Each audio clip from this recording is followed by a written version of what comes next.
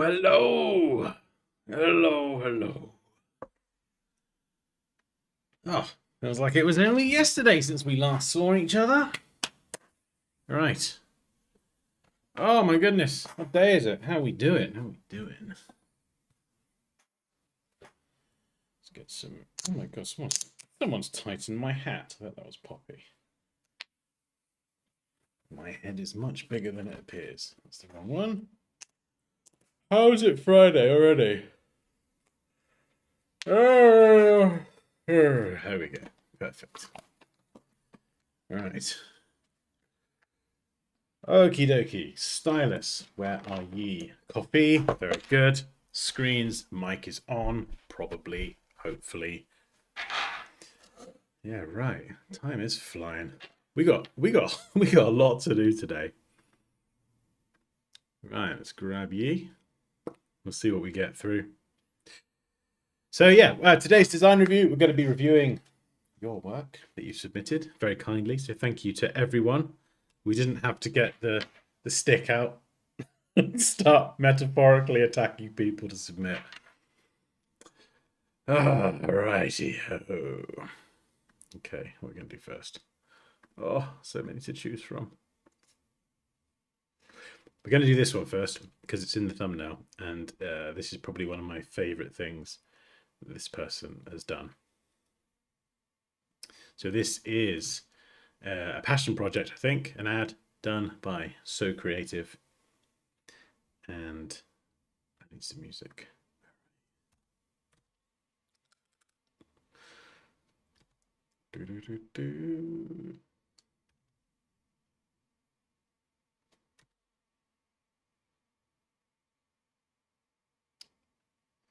Yeah, there we go.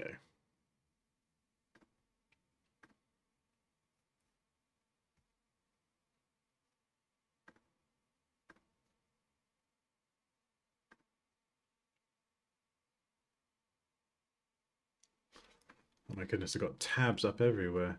Right. Okay, cool.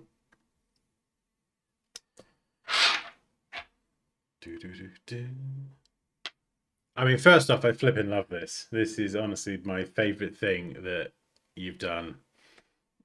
I love the colors, the way you've got the environment and the product together. The product is in focus, the area around it's in focus, and you've got this like crazy shallow depth of field here, which is really nice. It's kind of very clever as well, because when you have like a depth of field like this that's so shallow and you get that blurriness, it's very useful because then even small text can stand out against a blurry background. So sometimes when you've got text that needs to go over an image, there's a few different ways you can get around it. You can beef up and bolden the text or make it bigger, but you could also add like little fades, like black. You could brush in some black or a different color at like 20% opacity, and it just kind of helps lift the text out. Or you could use blur. So this is kind of out of focus here. So that, and maybe with a little bit of darkening around the edge, sort of like a bit of a vignette going on there. Very subtle. That just helps the text stand out. I'm not sure what this is. I don't know what that horizontal line is, but we can clean that up.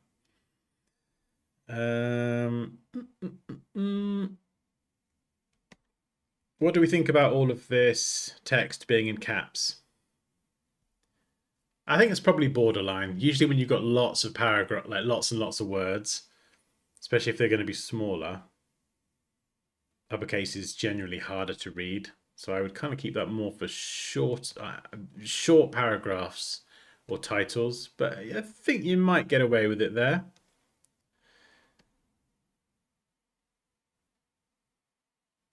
Yeah, we've got these inky things in the background, and then we have the sky as well. And I like the fact the sky is like a different shade of blue. This is a little bit more, and the watch as well is a little bit more towards like a more electric blue. This is like I don't even know what you call this blue. A different blue, a bit more purpley. So there's like a nice sort of graduation of color in there. Yeah, I'd probably try it lowercase, I think.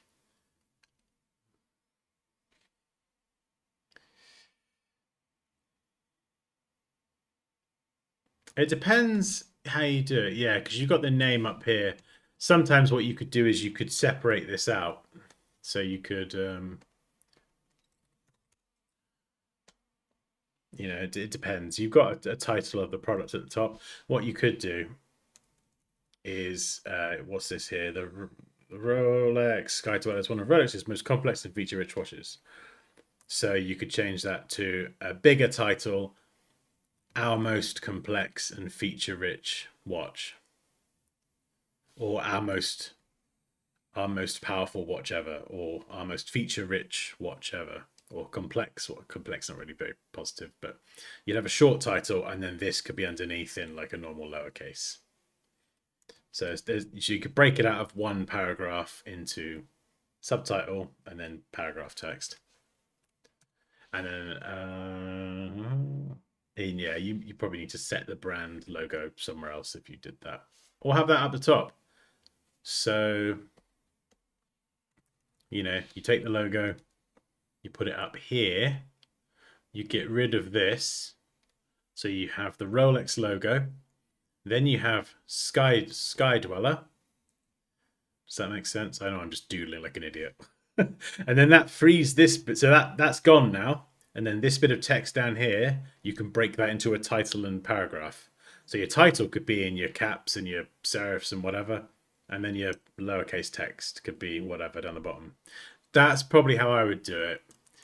So rather than writing Rolex up here, I would use their logo. And the font's similar, but not quite the same. So for Sky Dweller, if you're not going to match the exact Rolex font, I would make it distinctly different and contrasting. Because, you see the Rolex is here, it's a slab serif font, so the serifs are just big, chunky slabs. And I do like that, it's quite nice. But obviously this font here, slightly different. Different font, different serifs that kind of curve in and round it off. So don't kind of have the Rolex serif and then a very similar but not the same serif as well, because it just look like a mismatch. So you could have the Rolex logo up here, and then Sky Dweller could be in a sans serif typeface, or if you had something that was, I don't know, more script and it was like Sky Dweller and it was all beautiful or whatever, something that would contrast against the Rolex logo. And then your information about the product goes here. Hopefully that makes sense. The only other thing that kind of stood out to me, is this is more of like a slight technical thing, is the shadow. Because I can't tell if this is resting on the surface here. And if it is, the shadow is a bit soft. So the shadow is so kind of pronounced and feathered. It almost looks like the watch is kind of almost floating above the surface. Do you know what I mean? And I think the shadow is maybe just a little bit too black. It just needs a little bit more blue in it. You could easily do this with color balance. So go to color balance, go into the shadows, and then I would probably just try adjusting the color, maybe a bit more cyan. And then if you needed to, you could use curves to select the blue channel and just lift here. So obviously I'm doing this very quickly. And I've not got any layers, so excuse the crudeness, but if I just do this really quickly, obviously you can fine tune it. You see there, if I zoom in, turn it off and on, black, blue. Because shadows aren't usually just straight black like that. With photography, they inhabit, like you've got the color of the shadow, but you have the surface as well.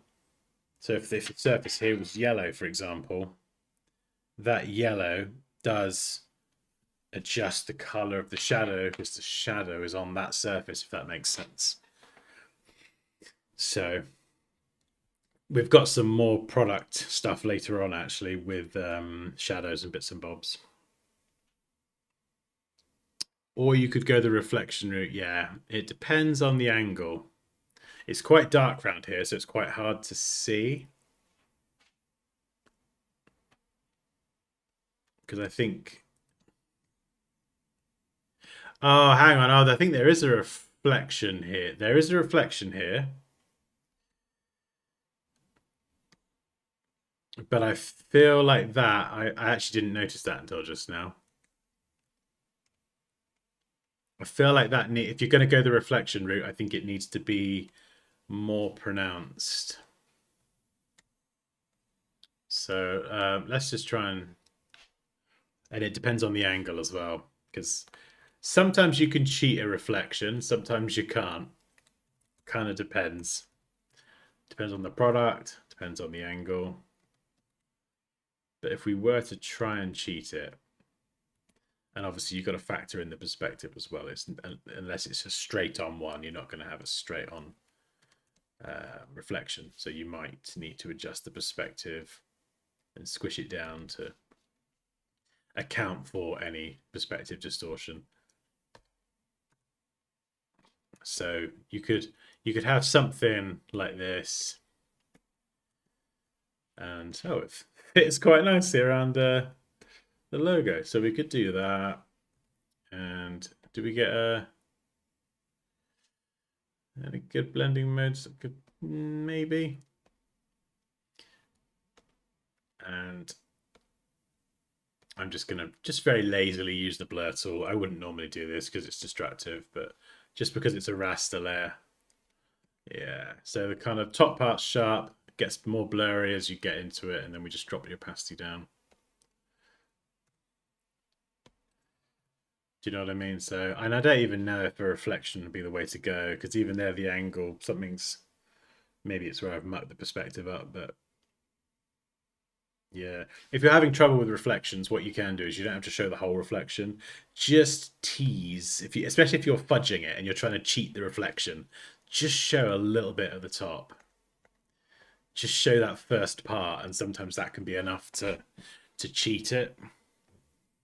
Maybe it could work here. I need the PSD.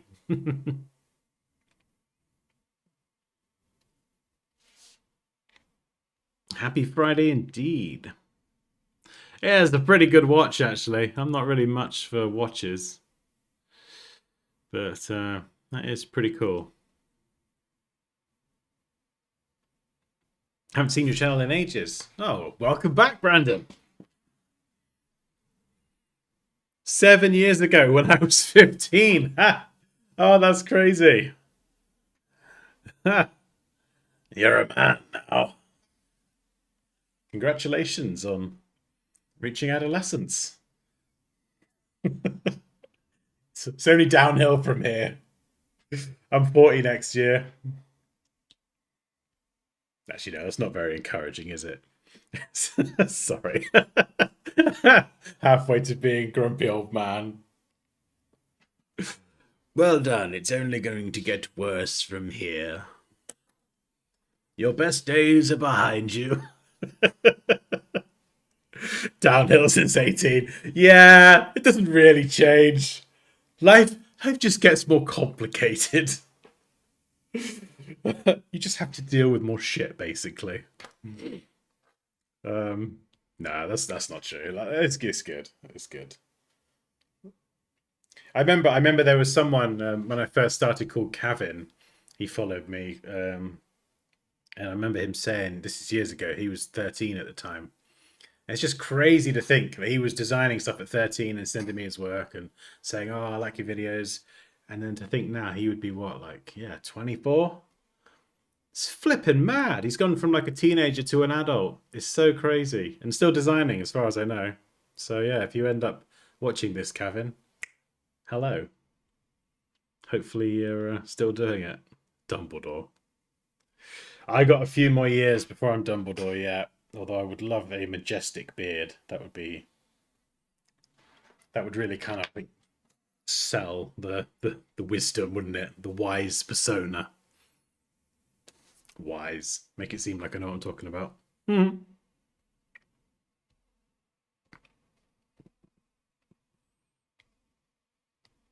Level 0 to 18 easy. I love thinking about age and levels. It's much more fun. Impossible extreme hard. Oh yeah. Life likes to throw those challenges at us, doesn't it? It's usually when you really don't want it or need it, and life's just like, here you go. Have this. Okay. Right. Next up, we have some work from Victoria. And I'm going to try and open these up, probably all in the wrong order. So this is from Designer Briefs on Instagram. And Victoria has done... Okay, so Victoria's done a design. And then, correct me if I'm wrong, Victoria used Nano Banana to create the mock-ups. So the design, all the artwork essentially here is something that Victoria's created. And then the mock-ups have been done with the Nano Banana. I mean... yeah, this is so cool.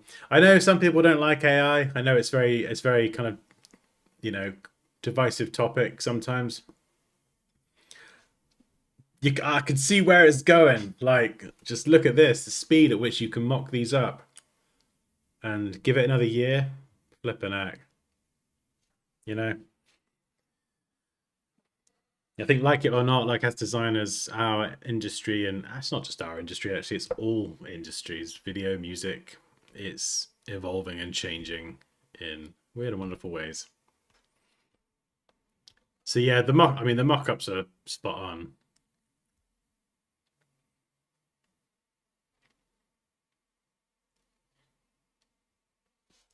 I want to see what the text is like. What does that say? I don't know. I'm guessing that's milk. I love the way the AI does some text. Oh, tremolatus. I don't know what that is. That's so funny. Oh dear. It's getting better. It is getting better. I think that's one of the things Nano Banana Pro does better than the original model is text. But it's not perfect. So it's a plant-based packaging and brand to meet your client. Plant-based milk brand that's kind of like milk, just better. Milkish is made with simple ingredients and a playful look. It's easy to drink, easy to like, and doesn't take itself too seriously, whether it's oat, almond, or a creamy blend. I got to be honest, I can 100% see this on a supermarket shelf. I drink a lot of oat milk. I don't really drink the dairy milk or anything. I quite like the taste of oat milk in a coffee like this. So this is the sort of thing I would 100% buy. And a lot of packaging nowadays does seem to have this more... I don't even know what you call it. It's not like hand-drawn, more organic shapes. Stuff like this. This would sit right alongside the other oat milks on the shelf in the supermarket. I love this. And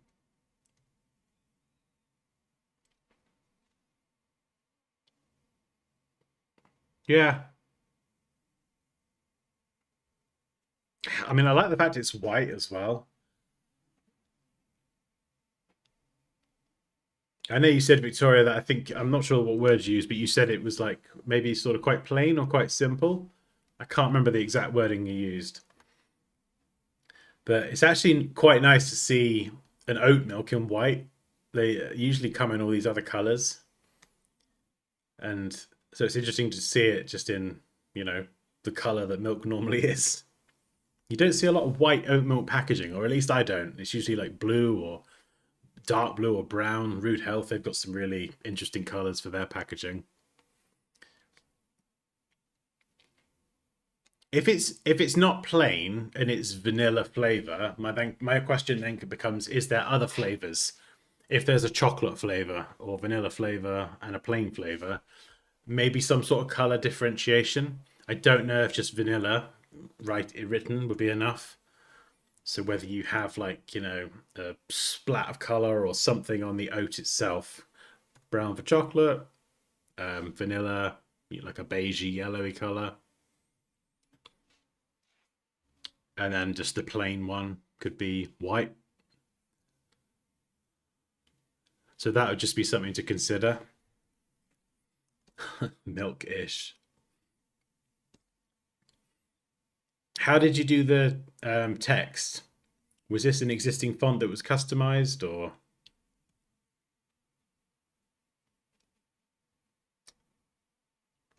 I'm gonna say yes. I'm gonna guess it was an existing font that's customized. And then my next question is, what font was it?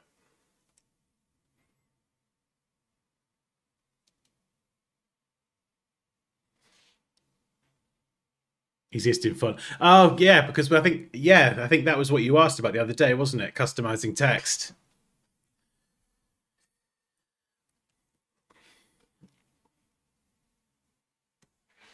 Yeah, so when customizing existing fonts, there's so many different things to be careful of. Let's get a contrasting color. We'll go with pink.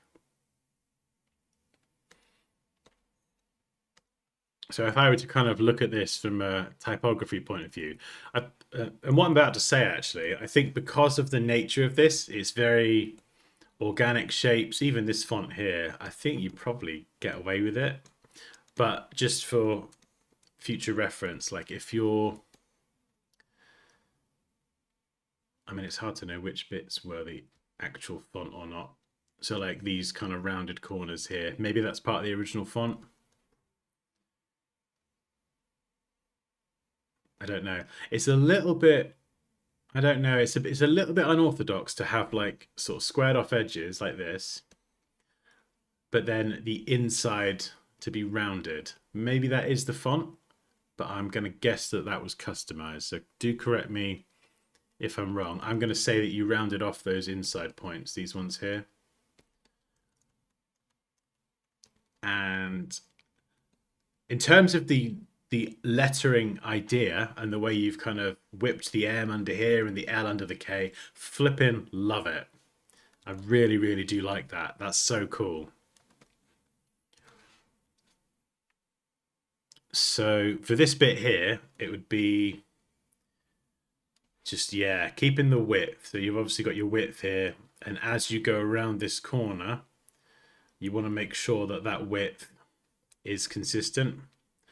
And then how you treat this entire corner here should be some semi-consistent for the K, you know?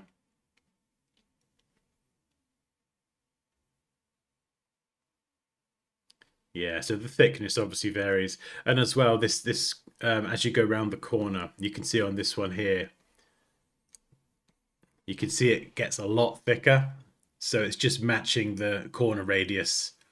So what you probably need to do is just round it off with a slightly lower value, just so you have a consistent width as you're going round.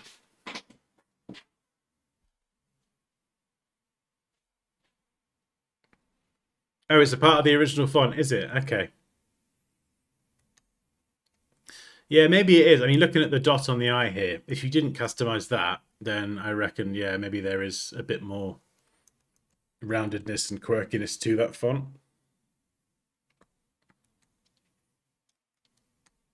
But yeah, when customizing it, just sort of be mindful of going around corners, especially if you're adding bits to letters. And if that is part of the original font, then if you are going to add other letters, for example, in its entirety, just make sure you keep those bits consistent as well.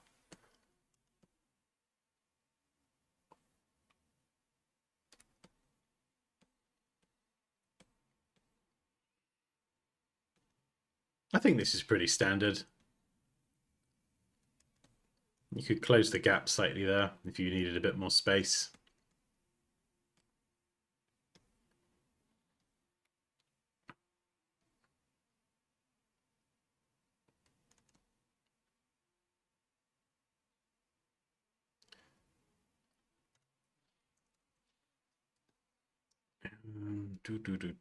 I think, yeah. Maybe there's a few too many font sizes around this area. So for example, like this, you see this size here, amount per serving. I would just make this one and this one the same size. And the reason is when you've got lots of information, like there's a lot of information that has to be on the sides of these cartons. And when you do have a lot of information, it can very easily become quite busy looking and very overwhelming. And one way that you can get around everything looking so busy is where you can align things and space them correctly, which can help tidy things up, which makes it easier to read. But also it can be font sizes, reducing the number of different font sizes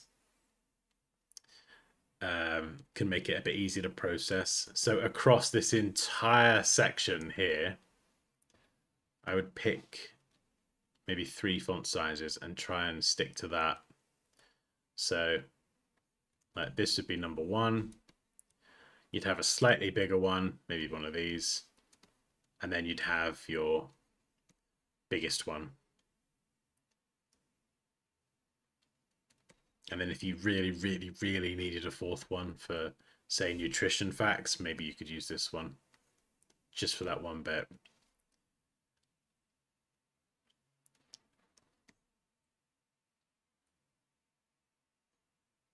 I do like how you've pulled out the calories. That is, it's not something I see often, and it is good because that is the metric a lot of people will go to, especially if you're not really into your breakdowns and that. You just like, is it 200 calories or 80 or 1,000? How do I see it at a glance? So I do like that. I would just kind of maybe restrict the number of different fonts and font sizes, because like here we've got regular, what looks to be like a medium or a semi-bold. The same again, but larger. This one I think is even larger, and then we've got a bold one at the top. So we've already, in this one section, we've got like 5 different fonts being used. All the same typeface, but different fonts, sizes, and weights.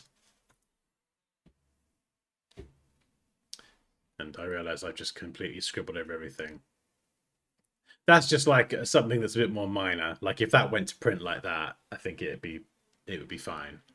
But it's just a way that you could maybe just streamline it a little bit more.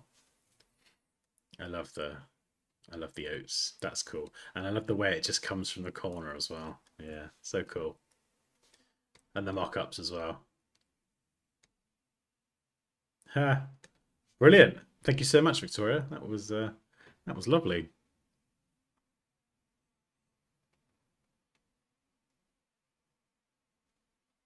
Hey, Paul. How is it? You doing all right? Okay.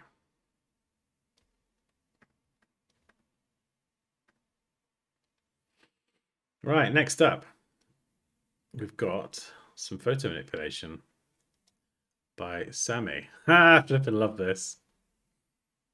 This is so cool.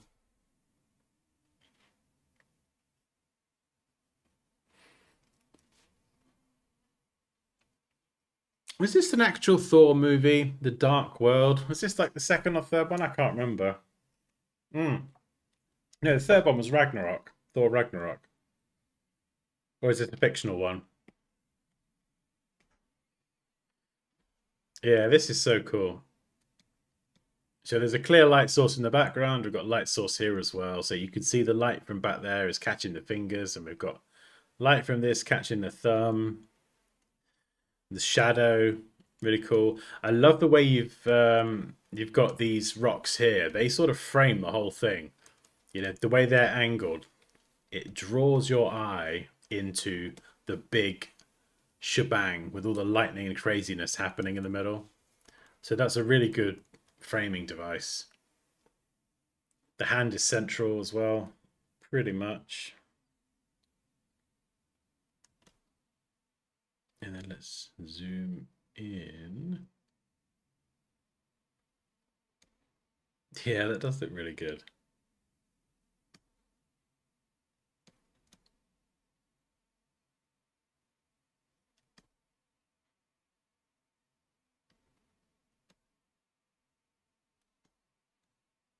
In terms of the type, it looks, I mean, it's quite a low res screenshot I'm looking at, but it looks like you've got some, I don't know what you'd call it, sort of Norse Celtic kind of interwoven illustrations in the text. Yeah, I think I like this one more than the bottom one. I don't know if it's just because it's like low res, but it doesn't, it's like a lot smaller. Or maybe it's just that I don't know. There's something about the bottom text I'm not just crazy about. It's quite close. It's very close to this, so I would just give them a little bit more space. Even if you've got to drop the size down a teeny tiny bit.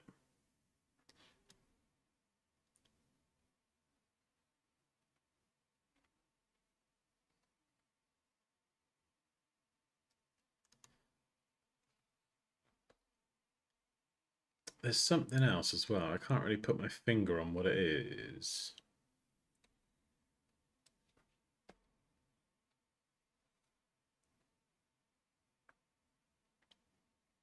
I think the exposure looks good.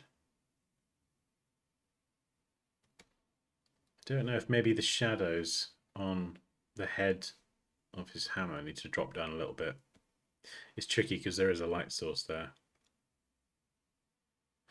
Let me have a look. I can't tell if it's slightly off. Let me have a look. Let me get my color picker. So I've got to get a new layer first. Hang on. So we're black, blah, blah, blah, blah, blah.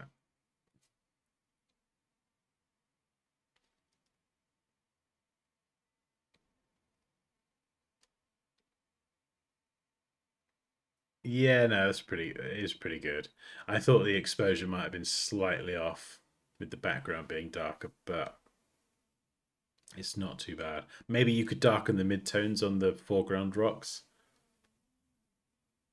or bring the shadows in the background up a pinch. I don't know.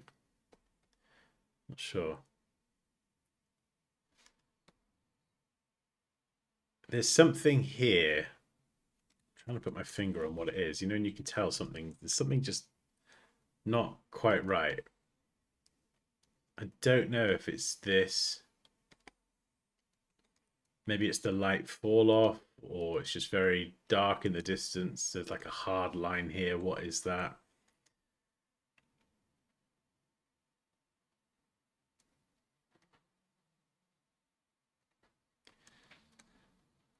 Yeah, I think what it is, I think it's this like this area here. There's just like this sort of grey fade, so it goes super super bright, and then the fade starts, and it just fades, almost like it looks like an artificial fade. Whereas in reality, the light wouldn't just go from being super bright here to dark here. It just wouldn't happen. So you'd get like you'd have highlights all over here, and you'd have some highlights here, and then they would fade a bit here, and then a bit here, and a bit. It would just be a bit more gradual. Whereas it feels like this is just sort of like a darkening exposure adjustment layer, and then just brushing it in like that. That's what it feels like, I think. So I was just trying to make the fall off of the light a little bit more gradual.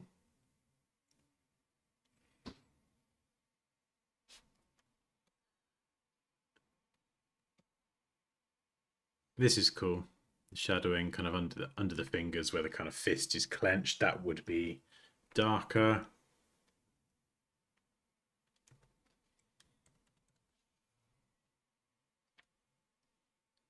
A lot of this is really good though.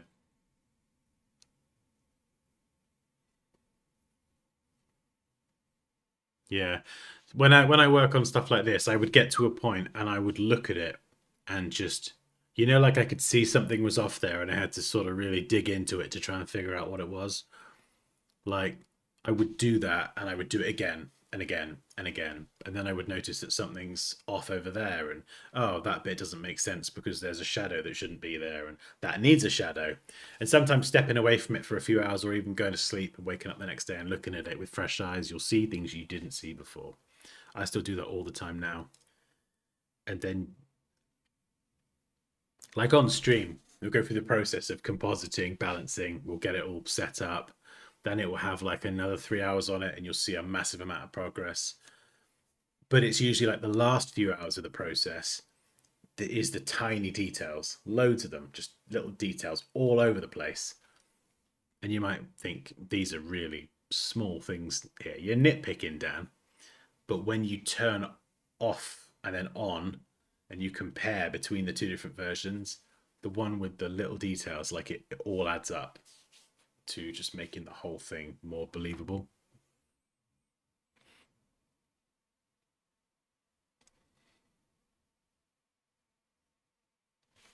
I'm doing great, Dan. Can I send some of my entries for the Halloween competition for you to analyze and tell me what I would have done better? And where can I send it? Go on then, Paul. I'll try and sneak it in today if I've got time. If you want to shoot it to me here, you can send the JPEG or the PSD.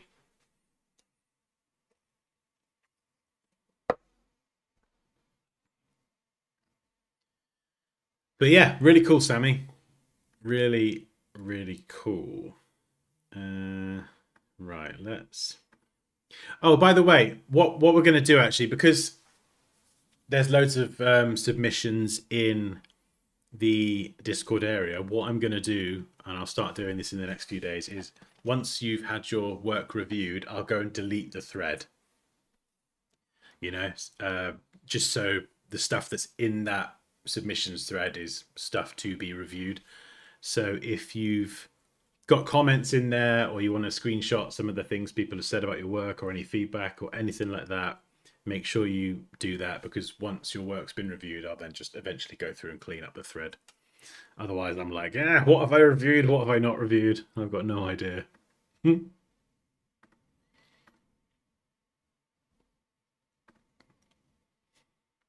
Right. We've got Raquel's R's.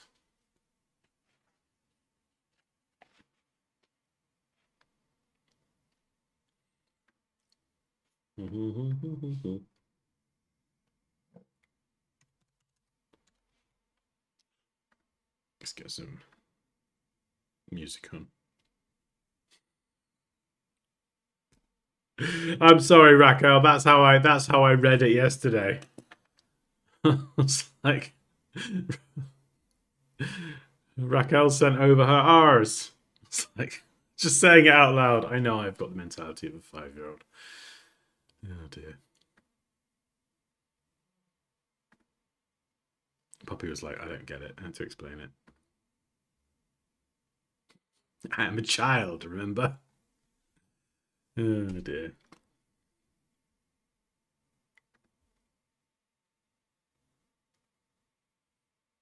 Hey, Care. Oh, you cheeky little sausage. Got yourself an apple pie. Where's mine?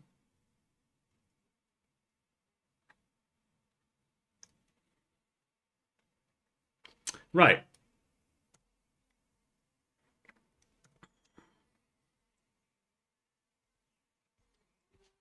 Sorry, Raquel. What are these for again? Remind me.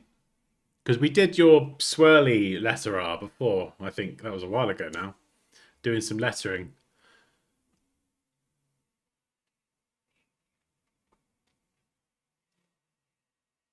Ooh, Filmotype Maxwell. Okay.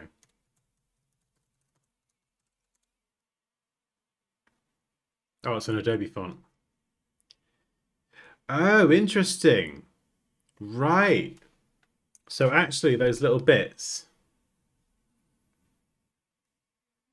underneath the M and the L are part of the font. Yeah, I think looking at this font, it is very like, it's not sharp and precise. It's very free, handy, organic. Yeah, I think that is the style.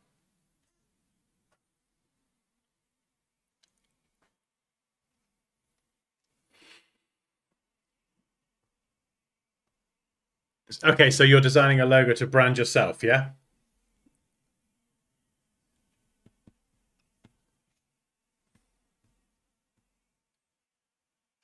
Branding yourself is like I find it the worst thing. Designing for other people is fine. When you have to design for yourself, it second guess everything. Not sure who am I? What do I look like? What do I want to say? Yeah.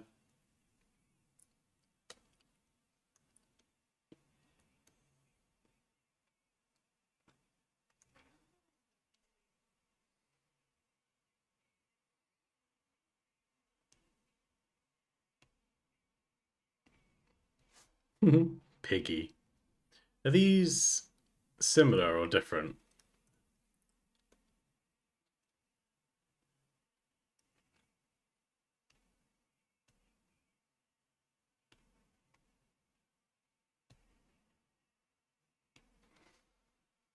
I like this one. I really like that one.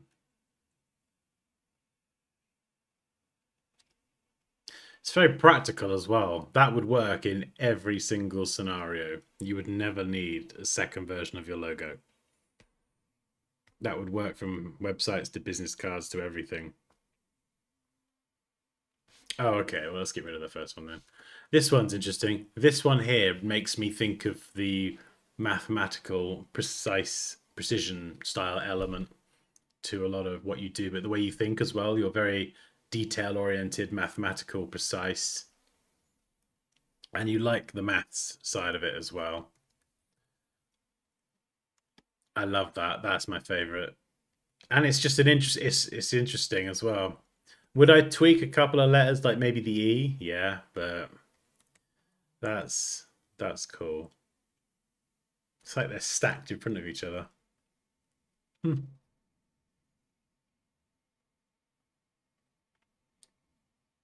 Yeah, I feel like some of these are not this one. Actually, no. Here we go. This is the one, Raquel, with the piggy snout. I don't know why it says piggy with a snout. You got to feed me context. This is cool.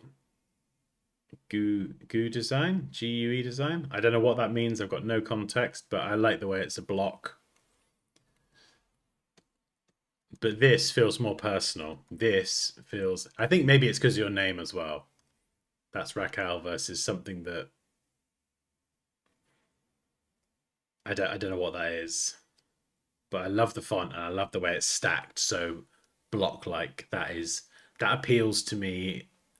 Um, yeah, it's just I love that sort of stuff. Raquel Guedes, if I'm saying that correctly, Letao. RGL. Oh, GUE. Oh, so hang on. Your middle name is Guedes, but then you've got the word design in there. That's flippin' lucky, isn't it? But how would you say this? How would you say this? Gear design? Gear design?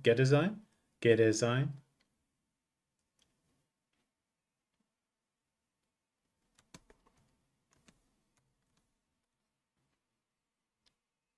That's pretty, yeah, it's pretty cool. Pretty lucky the way your name kind of fits with that. Gear design?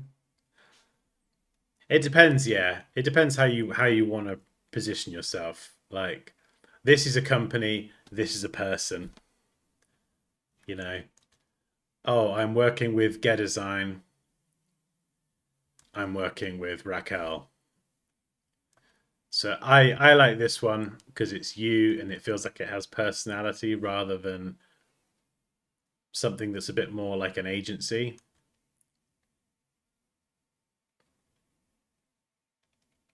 And in terms of readability as well, like when I first looked at it, maybe this is just me and my silly brain, but I was like, Q des in?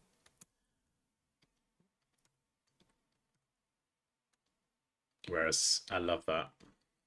I'm going to put a big smiley face.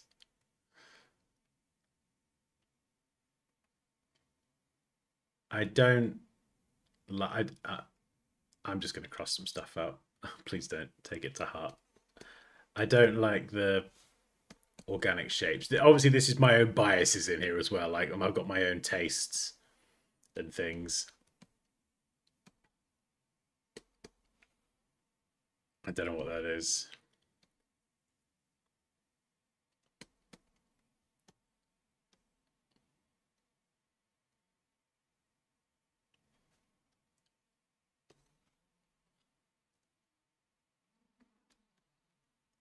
But you could go the signature route, but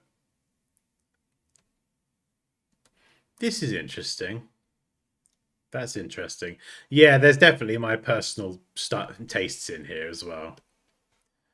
That's an interesting one. Obviously, I'm looking at a lower screenshot, but I can see that looking really. Although, just because I know you and Andrea, I can see something else now that I can't unsee, and that's 100% your fault. This has got some personality as well. Interesting. Yeah, like yeah, actually, yeah, this one's really interesting. Again, total bias here, like these being perfect circles, playing into that sort of geometric nature. And I love the way they're sort of jigsawed together. Actually, that is excellent. As a mark, anyway. Oh, shit, Andrea's there. Andrea, you and Raquel are the culprits here. I'm 100% innocent. I'm an innocent young man. Oh, which one do you like, Moosh?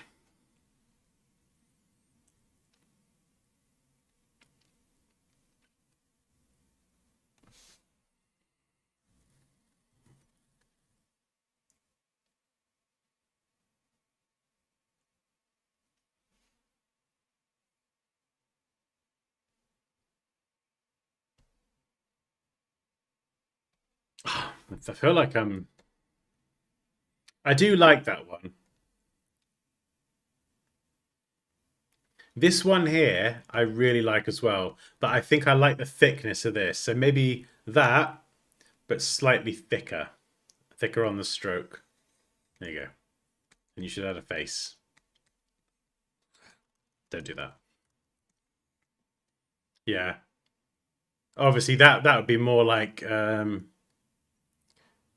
I think these ones actually I'm sort of going off this one a bit. Yeah. Obviously, those ones, it's like that would be like your mark, and then you'd need to have something with it. I like this one. I'm not sure if that's the one you meant, but this is the one I'm fawning over. I love that one. It's clean, it's linear, it's geometric, it's an interesting font that you don't see very often. It's memorable, it's practical. I'm going to put a heart there as well. There you go.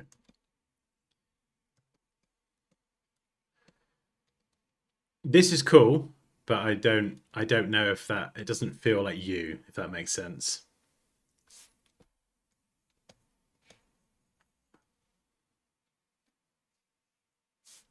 This one.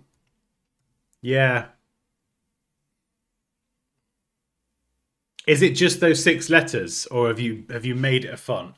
Exactly. Yeah, I think it's too corporate. I do love it. It's exactly right up my street. But if you're doing it to brand you yourself, just your first name, you know? It's not even like Letao design or anything. It's just Raquel. Hey, Ferdin. Oh, if you got the file, yeah. Yeah, yeah, yeah. Yeah, yeah, yeah, yeah, yeah. Do it.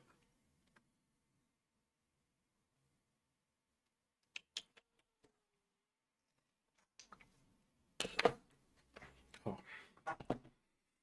oh. I'm way too warm in here. Oh, no. Dansky hoodie and Dansky hat. I've over-branded myself today. Oh,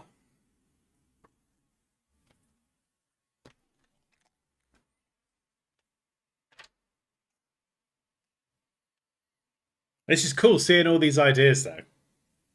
I love that they're so different as well, rather than just, going with one idea and running with it. It's just like so many different directions.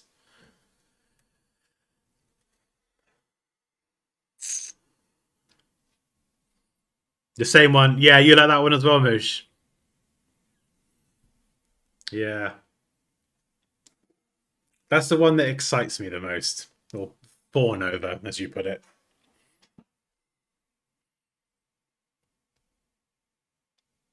Just the six letters, yeah. Cool. And the thing is as well, like I don't know if you'd want to even do that, but you technically could turn it into a font, and then you could make it a live font as you did with the Pixel font.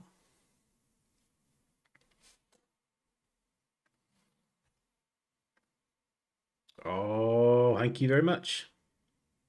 Right.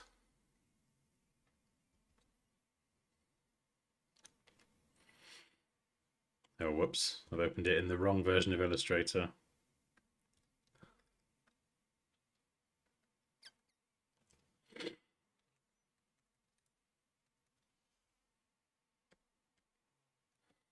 Now I have her file. Let's mess it all up.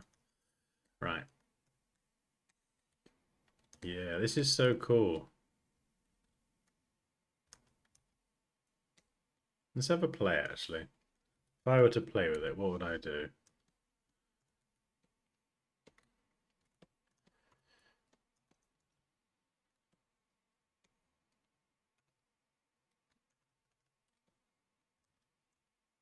Oh, it's like a solid block. Oh, so it's expanded.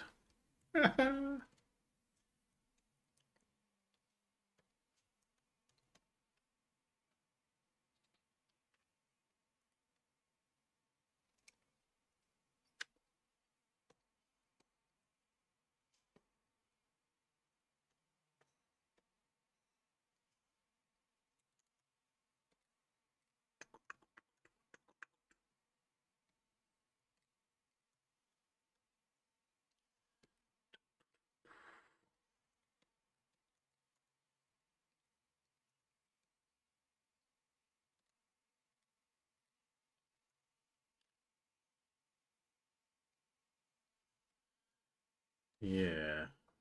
Let's...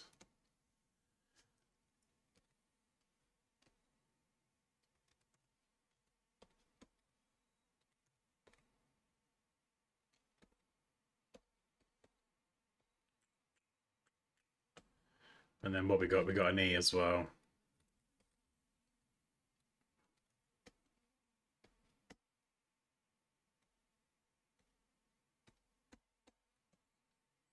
And then what's that? That's a U, isn't it?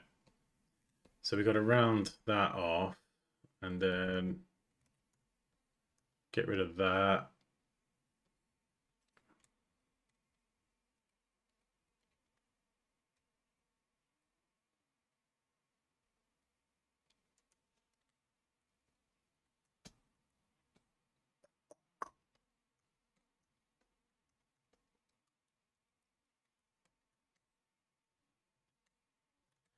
I'm just trying to build the letters out before tinkering.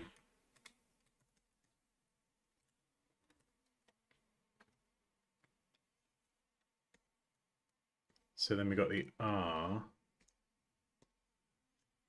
And we don't need U. You can go.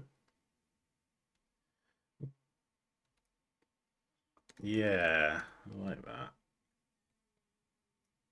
You're going to be smaller, aren't you? So I'm trying to keep the design as you've done it, but then maybe there's just a couple things I'd tweak. What we're doing for the angle. 30.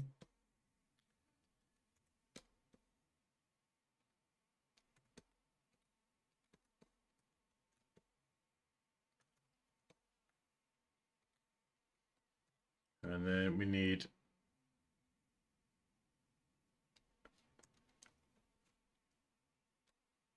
Let's get some guides in there.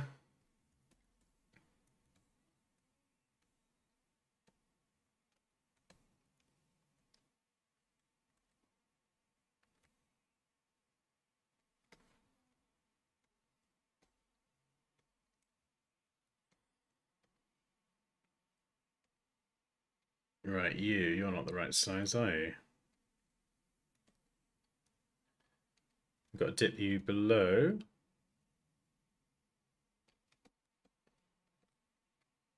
And then you've kind of got them so they kind of sit in an order.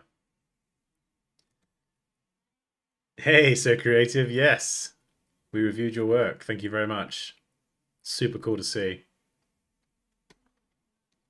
And then that is a perfect circle, isn't it? But it kind of overlaps the U.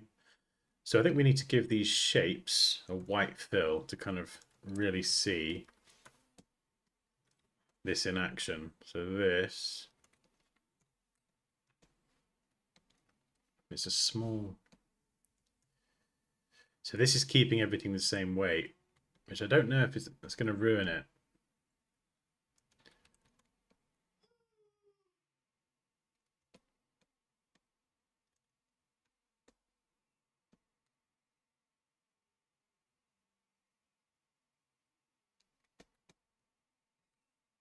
And you go on top. And then the R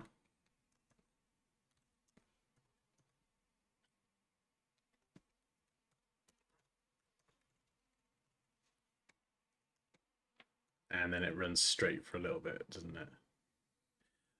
Maybe one thing I'd do, and this is probably a personal thing,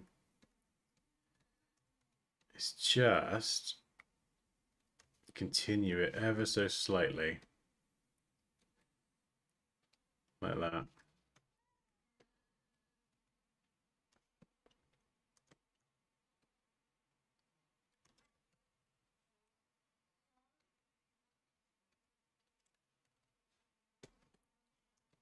And then obviously we've got to block off the bottom. How are we going to do that?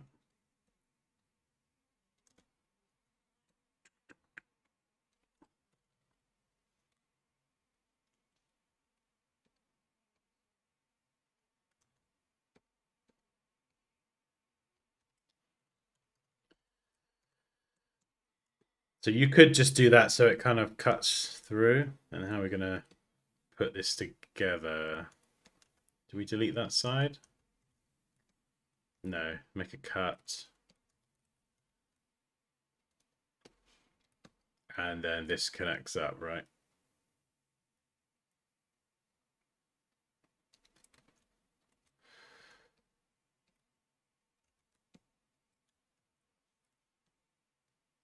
Oh no, it comes a lot more. So it comes right in, and the A connects to it like that, doesn't it?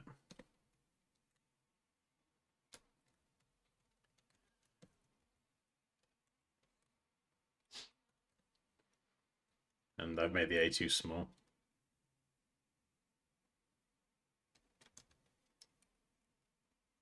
It's got to poke up a little bit more.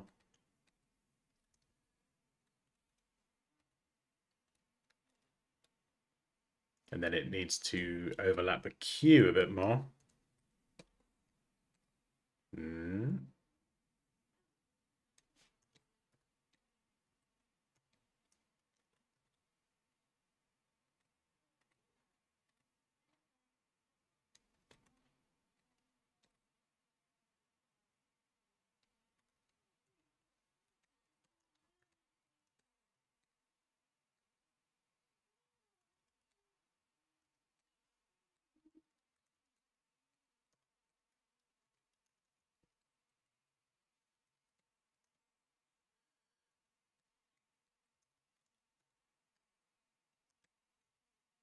Yeah. So I don't...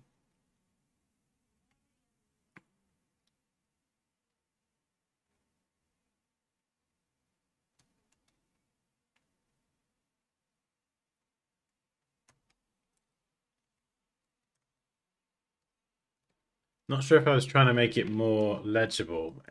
I don't know, actually. I was going to go with the U, E, and the L, but I think now it almost looks like these are shapes and these are letters, and there's like a bit of a disconnect.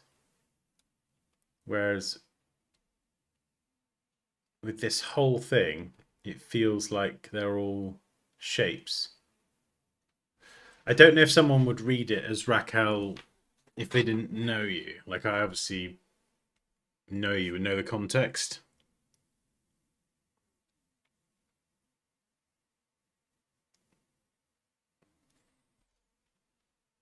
Yeah, so I love it. It's just trying to find a balance, I think. I think that's what my brain's trying to do, is to try and find a balance between still having them look like shapes and be creative, but also have it legible. I don't know, yeah.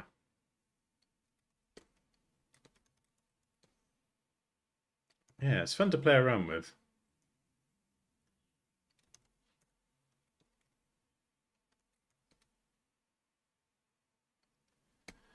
I mean, that definitely, I think that probably helps with the legibility without disrupting the style for the R.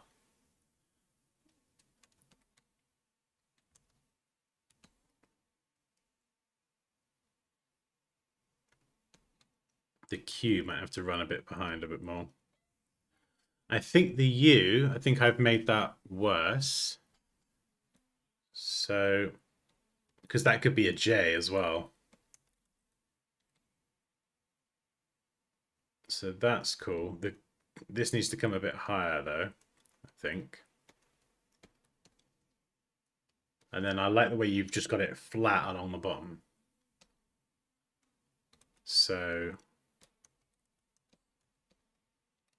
I guess we would do that.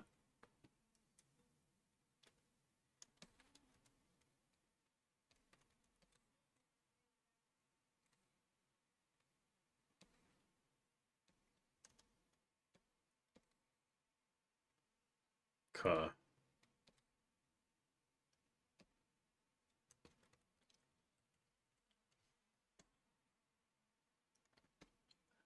The E looks too E-like and less shapy.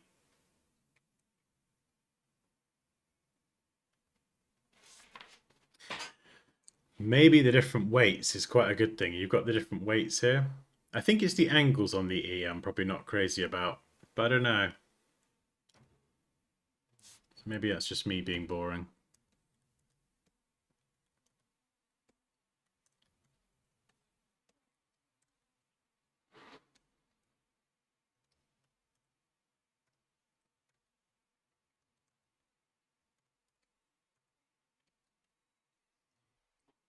Hey, Manish, good to see you again, man.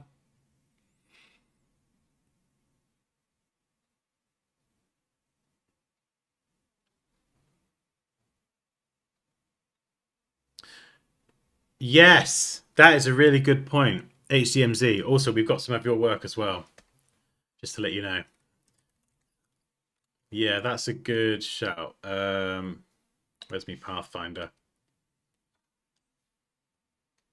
Yeah, let's release that. Thank goodness. Goodness, I did that. Okay, so you're saying, yeah, this will work, I think.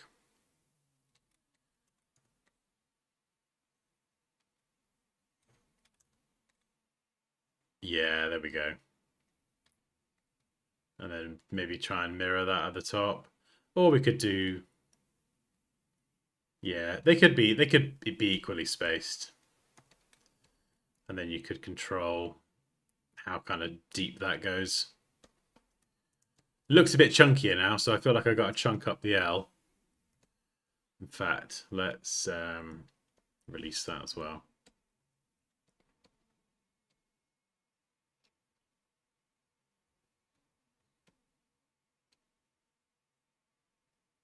Is that too chunky? What about if we bring that down, match that to the middle of the E's chunkier, deliberately.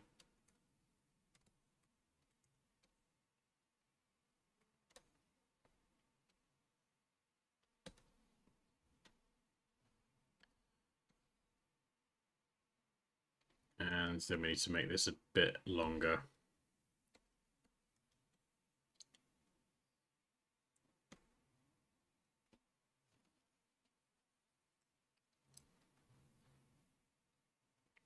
I think that's okay as the U. If you only show half a U, it could look like a J.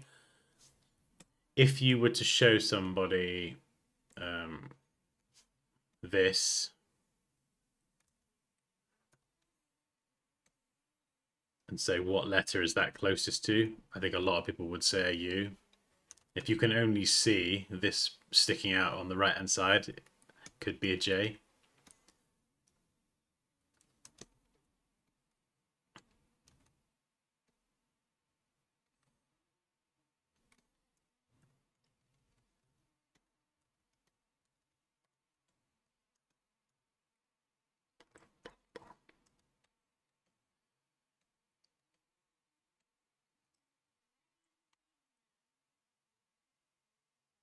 And another, yeah, you could keep it like spiky like this, or another option would be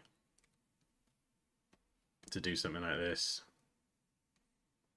And you could connect it a little bit higher up on the R. If you wanted to make it more A-like, you might not want to. It kind of flattens it and solves the issue of the height.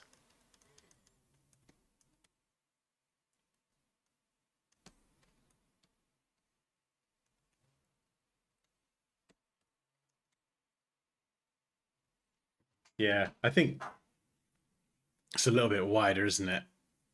Although it's less oval. Yeah. The E looks a bit weird.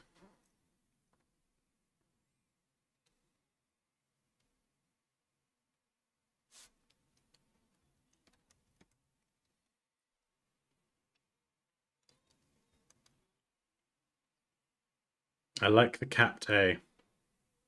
Particle.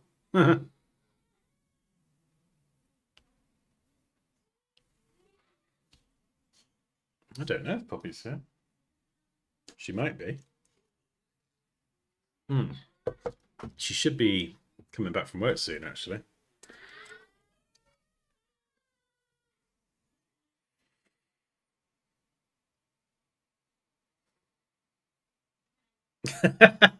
That's the Gemini. That is the Gemini. I think she might be back, yeah. She's either back or the kids are having a whale of a time in there.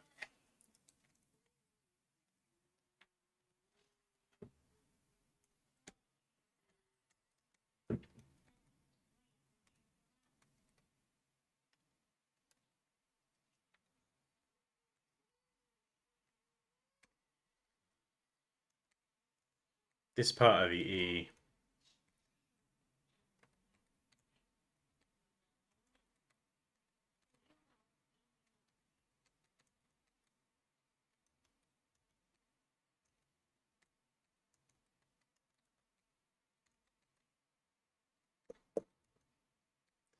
Oh my goodness, I've got paths stacked up everywhere.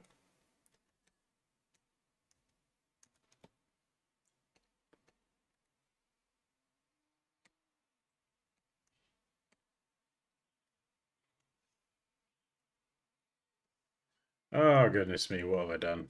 What have I done?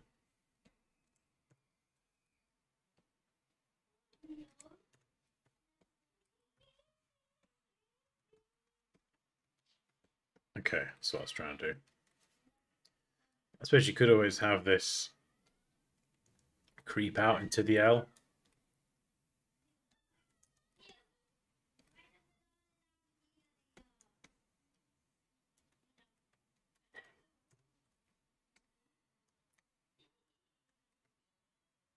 If you wanted to get the overlapped look and have an interesting E. It's trying to make it look like it's in front still. Like in this design here, you can clearly see their block shapes. Or maybe just I'll shut up and we'll just take your original design and just add this.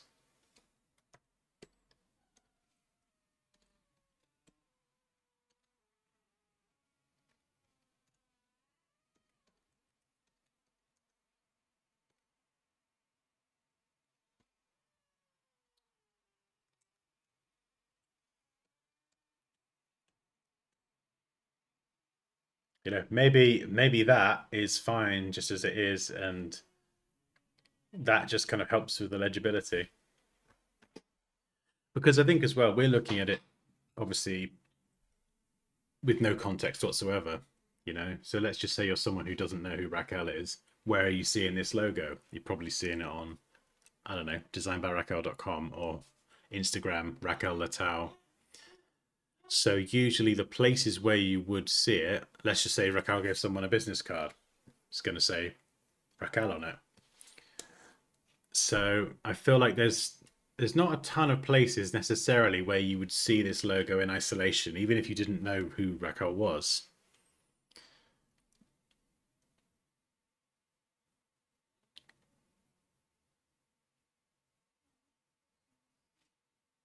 This is a monoline style.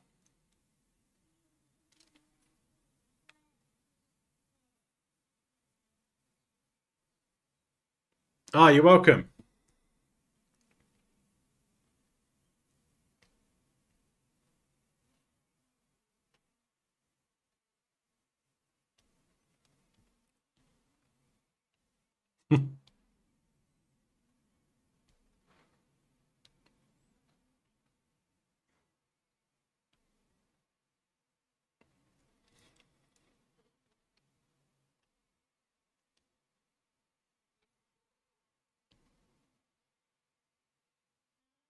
I suppose, yeah, you could do that. You could curve the front leg of the R. There's lots of things you could do with it, but out of all of them, yeah, that would 100% be my favorite.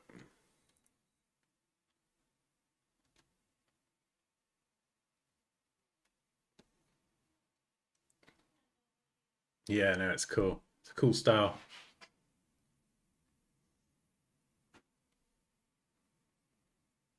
I mean, there's so many different things you could do with it. If they are like individual shapes, you could even don't know if I can do it with this design, but you could try a version that just has solid colors.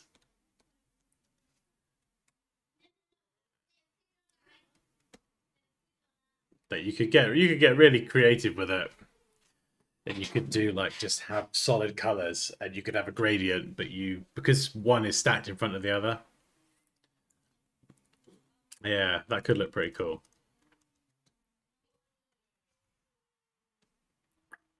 Right. Oh, amazing. Thank you so much, Raquel. I could spend all day playing around with that.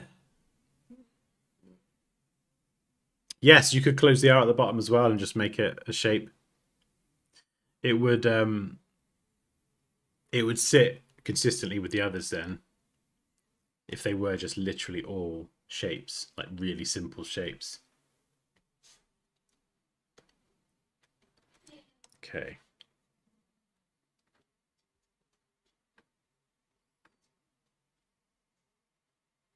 Right.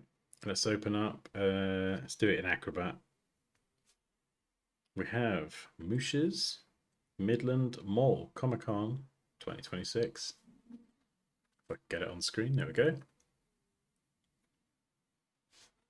I love this. This is so cool.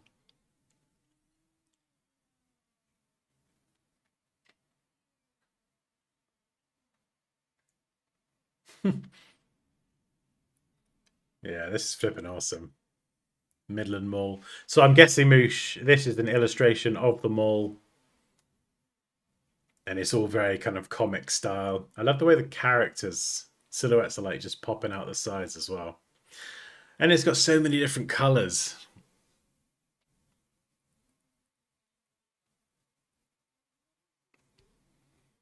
This is Moosh's. Yeah, and again the mock-up, like just showing this on its own. I mean, it looks cool on its own, but when you're presenting this, that context just it makes a difference. If I were to nitpick a tiny thing, I would say bring option one down a tiny bit so the spacing above and below is consistent. But apart from that,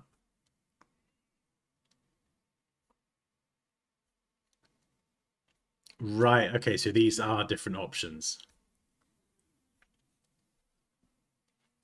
Oh no, we've got to pick our favorites. Okay, so this one focuses more on the mall with a bit more detail.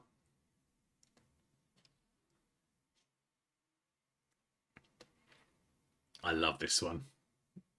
I know I love this one even more. That's cool, but I love the circle. Yeah, this is my nerd shirt. That's so good. I love the illustrations as well.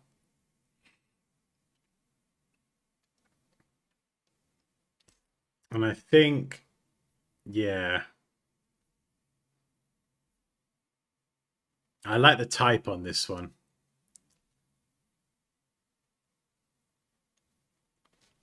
I really like that style.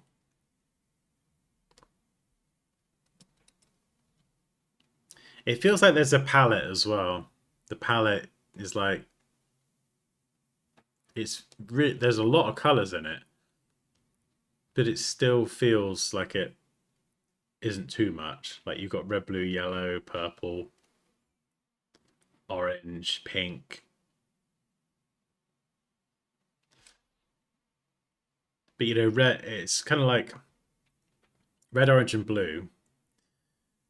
They're next to each other on like a hue slider, for example, and then you've got your blues, purples, and pinks, and they're also next to each other. And a lot of those colors complement each other quite well, actually.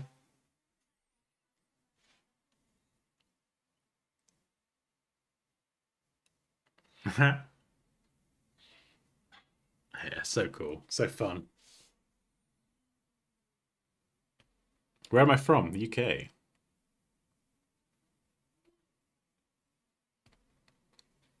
Oh, fingers crossed they do, because they look flipping brilliant.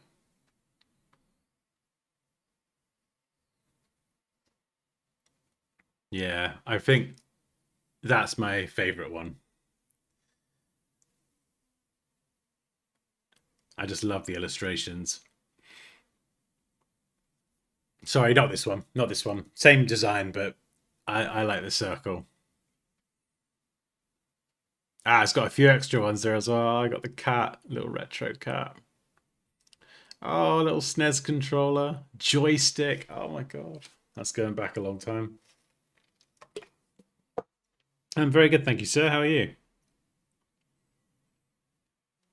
100%, you got to make this shirt. Yeah, you should 100% make this. It looks so cool.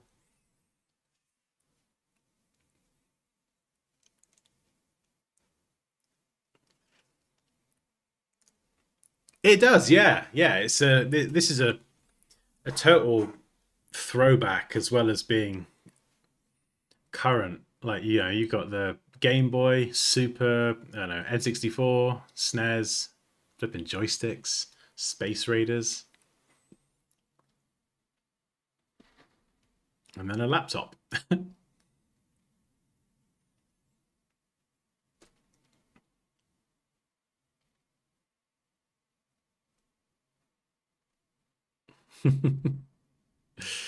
God, joystick. That is going back some years. I like the contrast between the flat colors of the icons and the lettering. I think it blends really well.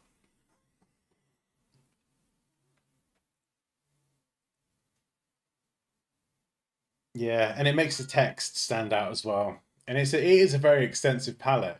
But I think if you were to present those colors, your red, orange, yellow, and then your blue, purple, pinks or magenta, whatever, I think it would look like a good palette. Whereas I think if you only had two colors or three colors for all this, it just wouldn't look as fun. You got the grey as well. Didn't even and grey will look nice against pretty much most of those colors. If you had to pick one, two, three, or four, what would you go for? That is a cool design as well. That's a cool design. This one, in fact, these two, right? They feel like I went to Comic Con and it's on a shirt. These ones, this is more of a shirt that I could wear for years. Comic Con's less of the focus. I'm a nerd. I like nerdy things and retro games. So I feel like that's the one I'd want to wear, you know, because it's less about Comic Con and more about me and what I want to say about myself.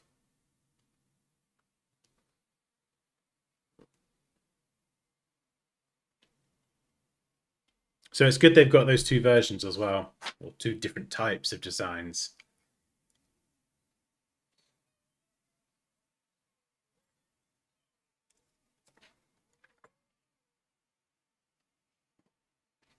Yeah, I mean, flipping heck, who is the target audience?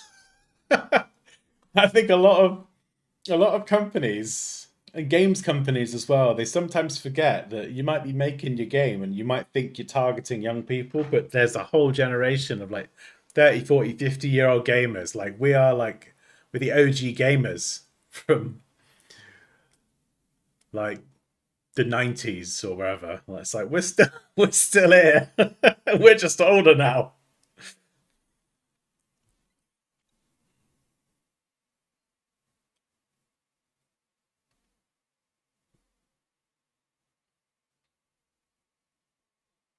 Oh, just the line work. Yeah, I think this whole design actually, even if you said let's do a version and just take out the color, just have just the line work, it would look sick. It would look so good.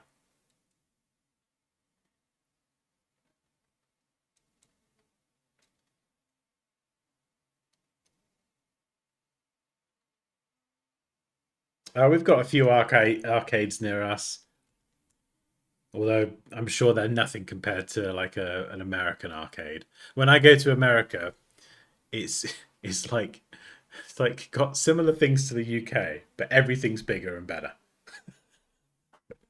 Like I got a friend in Louisiana, and when I go out there, it's like the roads are bigger, the cars and the trucks are bigger, the the meal portions are bigger. The stores are like you could take four of our stores and that's one store, and then there's like a strip of stores. Everything's just flipping bigger. Oh dear me, I could spend a silly amount of money in America shopping. Going into like a supermarket is just absolutely nuts. It's just like, what's it called? Is it Academy, Sports Academy or something? And it's just flipping ginormous. But there's other ones that's got like the supermarket bit, and then they've got like the hunting section. You've got crossbows and firearms and ammunition, and then sports, and then like the home store bit. It's just, oh, it's amazing. Don't get me wrong, it's flipping amazing. But oh man,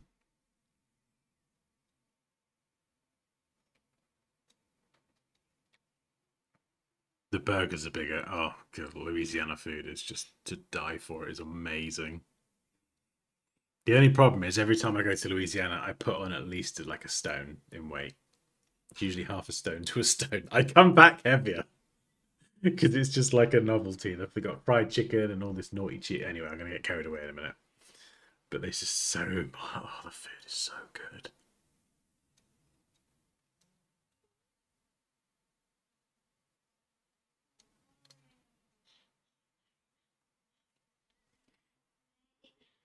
Right, amazing. Love it. Thank you, Moosh. Fingers crossed you hear back from them because I mean they're all great, but that'd be my favorite.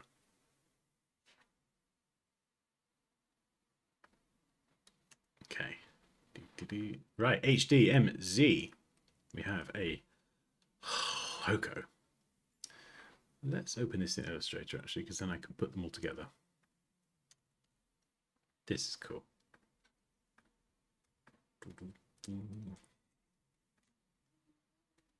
Let's grab all the bits. I don't know if Poppy is home actually.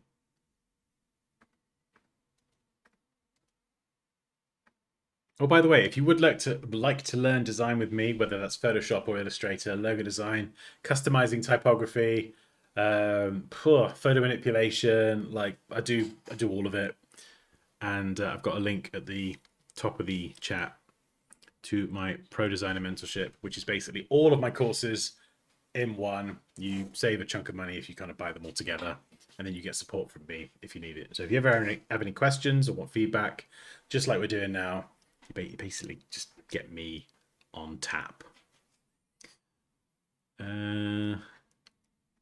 Right, so Ground care services. This is so cool. So I think, yeah, correct me if I'm wrong. I think this is like the main logo. We've got horizontal, vertical, but then there's like a secondary mark that features the chap's dog, which is just so cute. That is. I love how the style as well. You've kept the style, the very sort of mechanical tool cog-like style, and you've actually incorporated it into the dog. It looks like Robodog, but with the shapes as well for the eye. It's just doggy. It's so clever.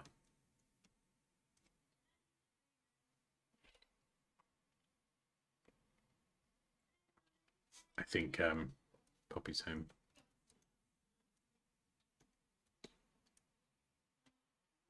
Ground care services. What's this bit down here? The bloody rain What's monsoon out there. Is it raining out there? It's absolutely mental. Oh. No wonder they cancelled the Christmas. Oh, don't side with the council. No. It is mental. No. Away. You nearly got blown away. Yeah. Hi guys. Oh, hello. You're looking so crazy. I couldn't even see. Your glasses are wet. I couldn't see anything as I was driving. Sounds exciting. I was driving at like 5 miles an hour. Oh, that sounds exciting. Bring on the blizzard. That's my rain impression.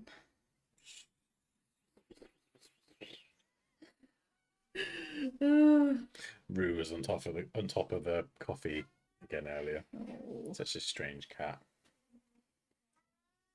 Not even in shot. I don't know. I can't see. Oh, I've taken my glasses off. I can't see. Hang on. Andrea. There you go. Oh, you look hooded. You look a bit gangster. You look a bit shady, actually. I wouldn't trust you.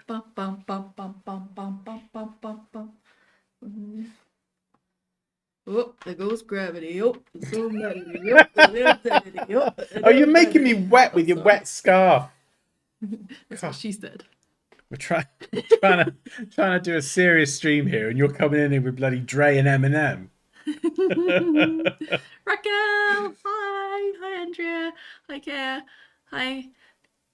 I can't see. Oh, okay. JRH are the initial letters of his full name. Yeah, not that bit. This bit here.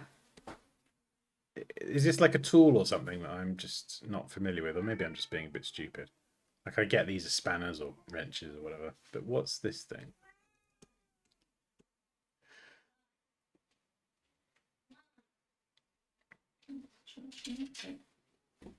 I love the geometric style as well, and the way you've kind of got the sort of plaque, I guess, going around the edge. A piston, okay. Yeah, I wouldn't recognize a piston. I wouldn't recognize one.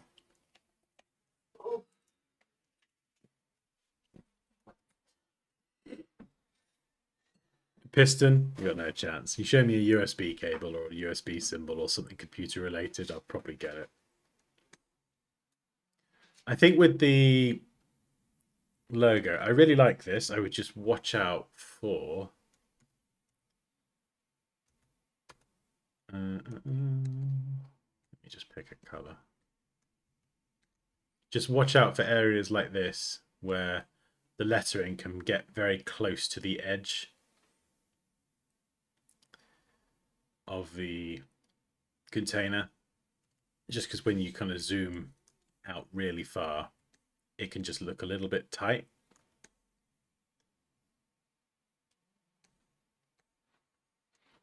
Oh my god.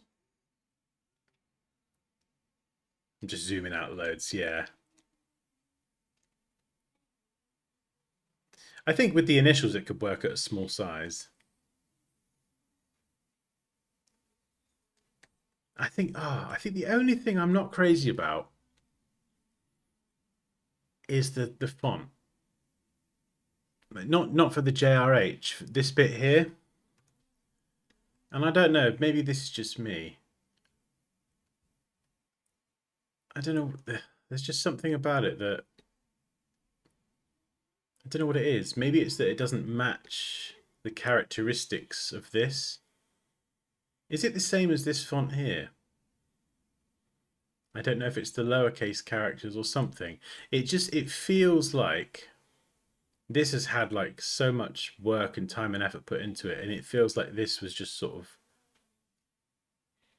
like just cherry picked, and it feels like it doesn't match the logo. Do you know what I mean? Everything is super like angular and ground care services. There's lots of tools and it's deliberately got that sharp, jagged identity. And the characteristics of the font just they feel that they don't match that. Is that just me or no, I know nothing about cars, Andrea. Absolutely nothing.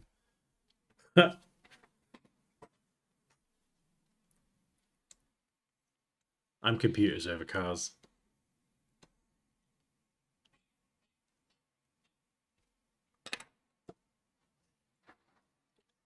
Oh, I feel like things are gonna blow away.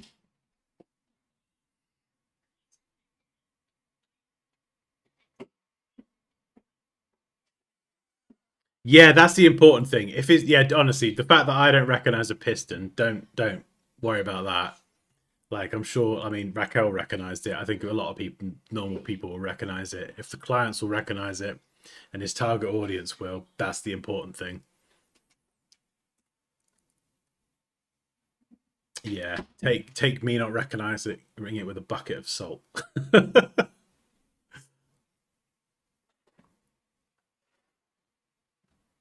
Yeah, that's the only thing I think is maybe yeah, like a more mechanical font, just because you. I mean, these letters here, they don't. I don't know if it's the same font or not, um, but they are very like straight. They kind of fit with this. But yeah, I just feel like this is just a little bit of a mismatch. I don't know if it would work actually or not. Just off the top of my head, I made a font actually. One. Oh, hang on. No. Okay, I made a few fonts actually. Three. I don't know if it'll work or not. But actually, this sort of style. So if I type, what is it?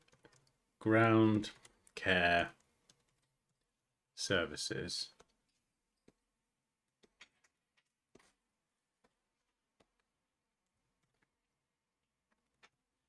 It's just a bizarre coincidence that I designed a font like this a while ago that might actually fit with this very deliberately angular style. Huh. What are the odds of that? And then with the long logos, you could even stack them as well. So you could even do something stacked. I think this is a yeah monospace font, so usually stuff will stack quite nicely. So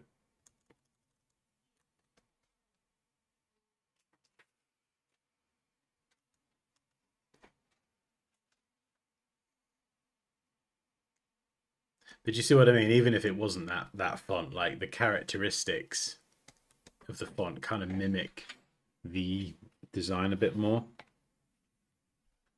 And I'm sure there's loads of other fonts you could find like that that kind of have the sort of square angled beveled edge.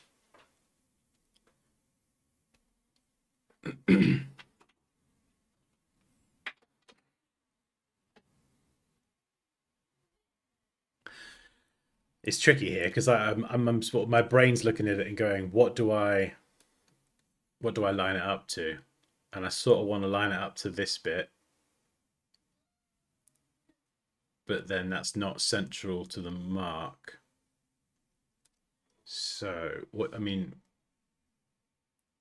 might bugger it up a little bit. If we were to put some lines top and bottom. like this.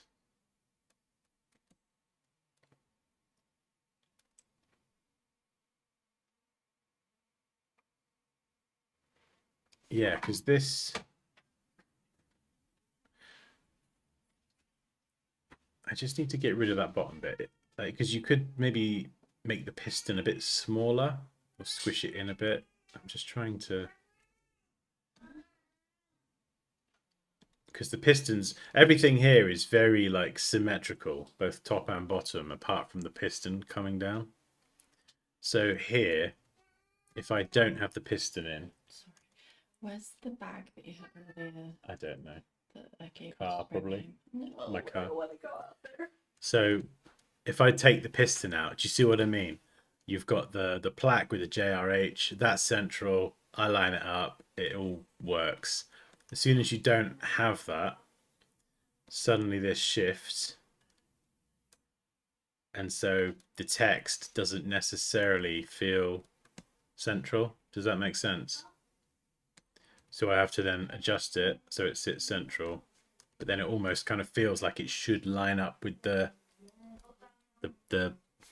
shape here with the JRH text in.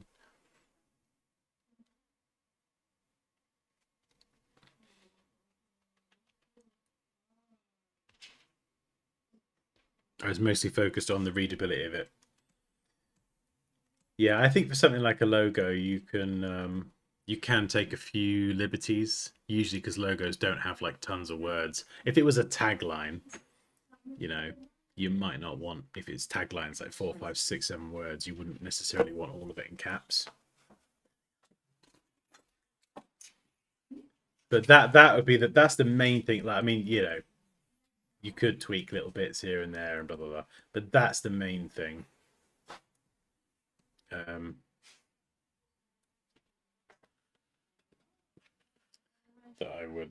I would say would be the font. But then again, saying that, when you actually look at it on the van, this is again why mock-ups are so important. When you do look at it on the van, it does stand out. So it's all very well kind of making these changes, but I would definitely mock it up onto the van.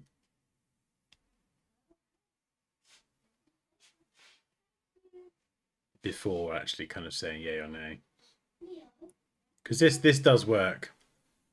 And it is legible. Is this a photo of the actual van, but you've like obviously blocked out the contact information? I'm guessing.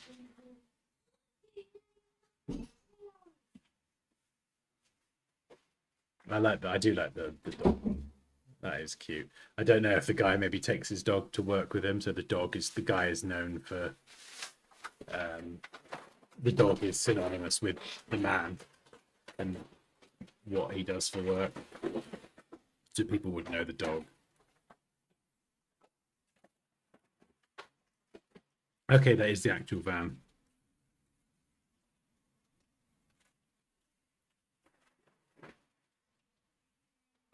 I think I like these as well. These are good. You don't even need words. He just used the icons. It's like, oh yeah, I can see what he does.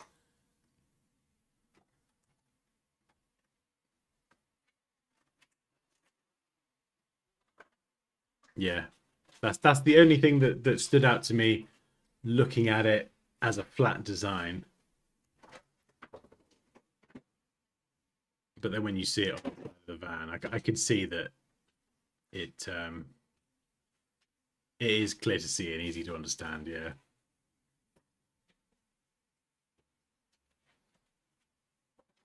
But yeah, no, I do like the dog graphic.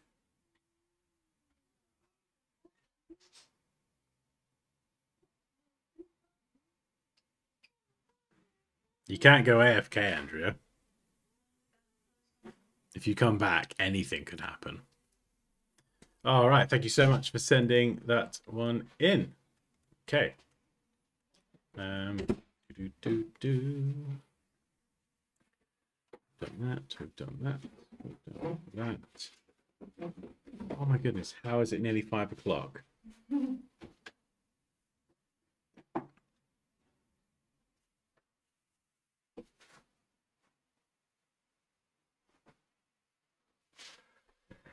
Oh my goodness.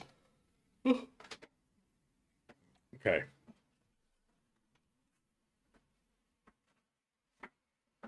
Right, we'll do a couple more and then I will save the rest. I've got enough to do another review stream. But if you do want to join the Discord and submit your work for a chance to have it reviewed in the design review submissions channel in the Discord, then by all means go for it. Oh, good. Hopefully the feedback was helpful anyway. It's just my kind of opinion, having never seen it before, so. And clearly I don't know anything about pistons and cars. Take a break, Dan. Can I take a break, can I? Oh, thank you for the permission. Oh, God.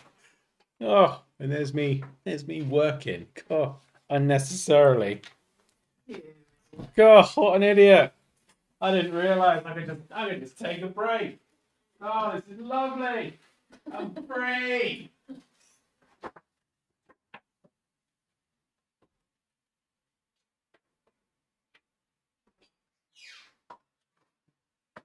Rummage in the fridge.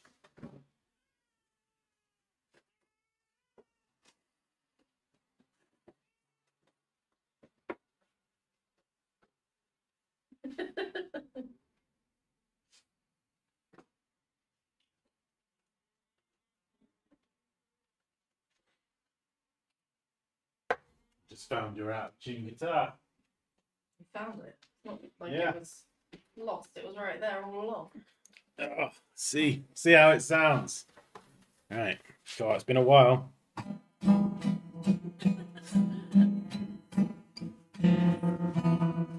Free to take a break.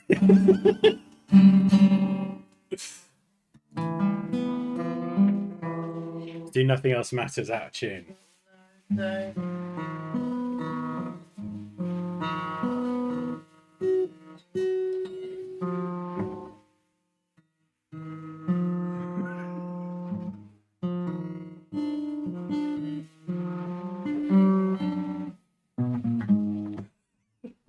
Oh, well, that break was lovely. Right. Fully recharged. Let's get back to it. Oh, dear me. What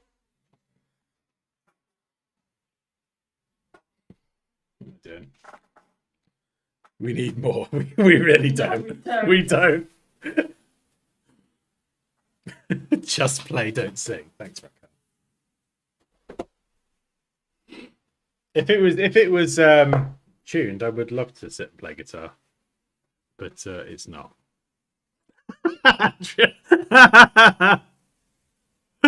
Oh, that's funny.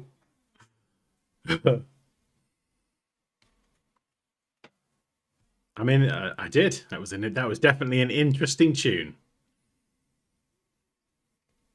I don't think what I just played is getting any sort of copyright strike, unless there's a YouTube channel for awful out of tune guitars.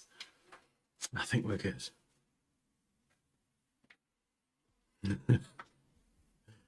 Okay, right. This next one is from a thief. Lumen Grid. A thief. So we have a logo. We have a logo mark. We have some colors. A modern software company that builds simple tools for visual organization, digital mood boards, grids, and layout systems. Is this a real project, or is this a fictional one? Clue me in. Feed me more information. Audio wide. Other ideas. So what is this? What is this file that I'm looking at? Is this a presentation to a client? Is it just a mock-up of your ideas for us to see here? What are we looking at?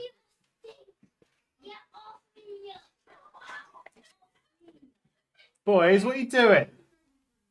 Leo, you shut up.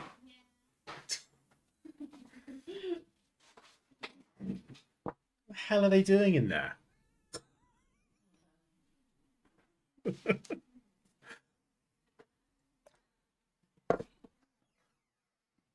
we've tried reasoning with them and having, polite conversations, Andrew, and now we just resort to like shut the hell up. Kids, be quiet. Shut up. Go over there.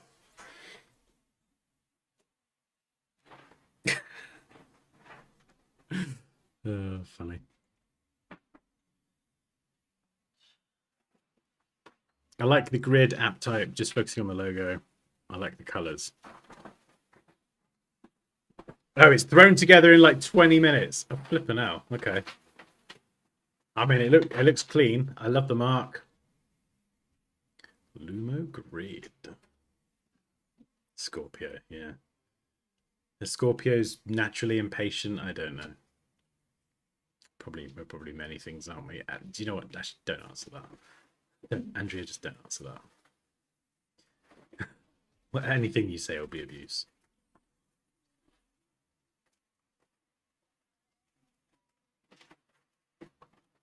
It was an AI generated brand. So this is your design, but the brand name and the idea was AI generated, like ChatGPT or something. Is that right?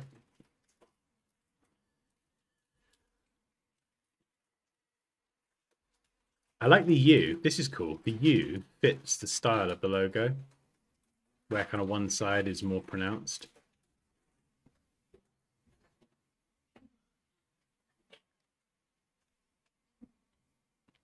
So I think if I were to refine this into like a presentation to a client, I'd probably change this font for starters. In fact, if it was going to be refined into a presentation, I'd probably say just watch one of the recent videos I did. It literally covers the process for doing a presentation and the order of the pages to include as well, rather than me just kind of waffle it over here.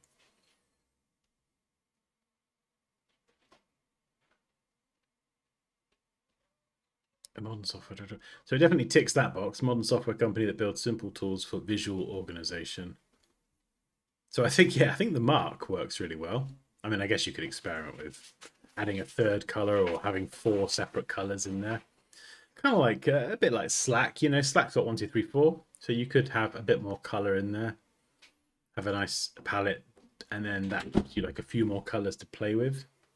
If you wanted, you don't have to. I think this font, for the most part, works. I like the way the U kind of mirrors sort of shapes of this as well. I feel like this all needs more context. I think you have to remember that you know what it is, but someone else doesn't. So, like when I land on this page, I go, "Oh, that's the logo mark." But for someone else, you've got to explain it to them as if they've never seen it before and don't understand anything about design, because a lot of times they don't. So colors. What's this? What's these random numbers in this bubble? Obviously, we know it's a 6-digit hex code, but you might want your RGB, your CMYK breakdowns, 6-digit hex code. These 3 colors. What's what? Which is which? Like, this is which is your primary color, which is your accent color.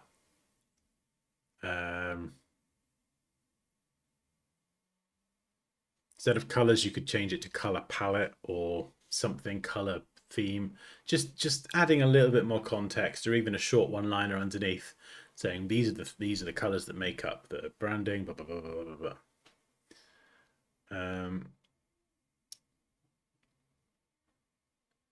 Yeah, the central title. This is something that, I mean, maybe this is a personal thing. I don't know. Let me know what you think. Having a central title and then a left-aligned bit of text underneath it like that is always a little bit weird for me, because it's just like centered and then just left. There's something about it that looks weird. So I would always, if you're going to do something like this page here, I would have central title, central text, or stick it both to the left.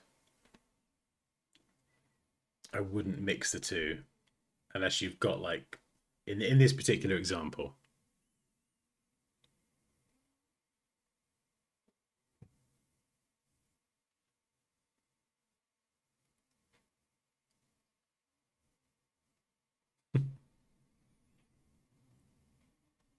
Yeah, and that you can use this as a watermark in the background. Um, given the simplicity of the mark and the shapes, you could probably turn this into like a really nice pattern. So imagine if you extrapolated this idea. I'll try and show you what I mean, but did it like 100 times and made a massive pattern. That could then be a background you could use. So obviously your design is how it is, but imagine if you, I'll just try and pick some really similar colors. Imagine if you took your concept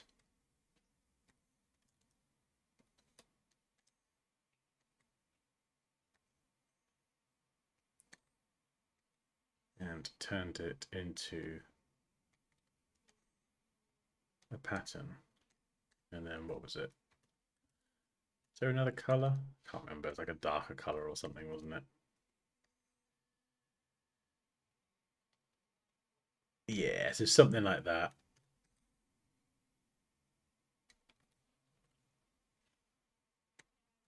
In fact, actually, we could even try using the pattern maker in Illustrator, see how that goes.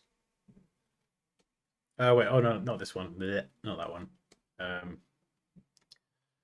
What we doing? What we doing? Repeat. Grid. Yeah, this is it. Expand it out. And yeah, that's sort of the one.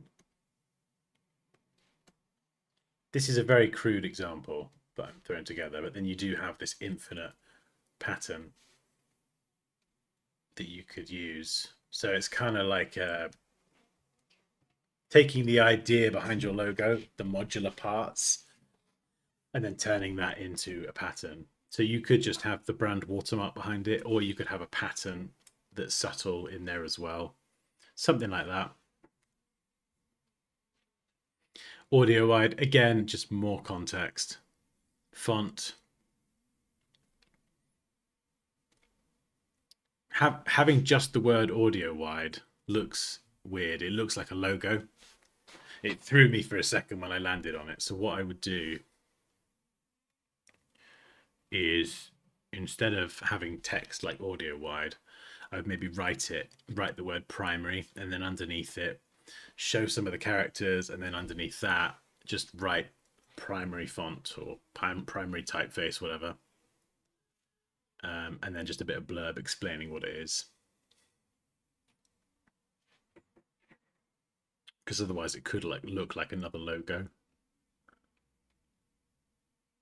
And then if you've got any secondary typefaces that you use, so maybe this is your primary typeface audio wide, and then maybe you pick like you pair it with a sans serif as the secondary typeface. So like Inter, Outfit,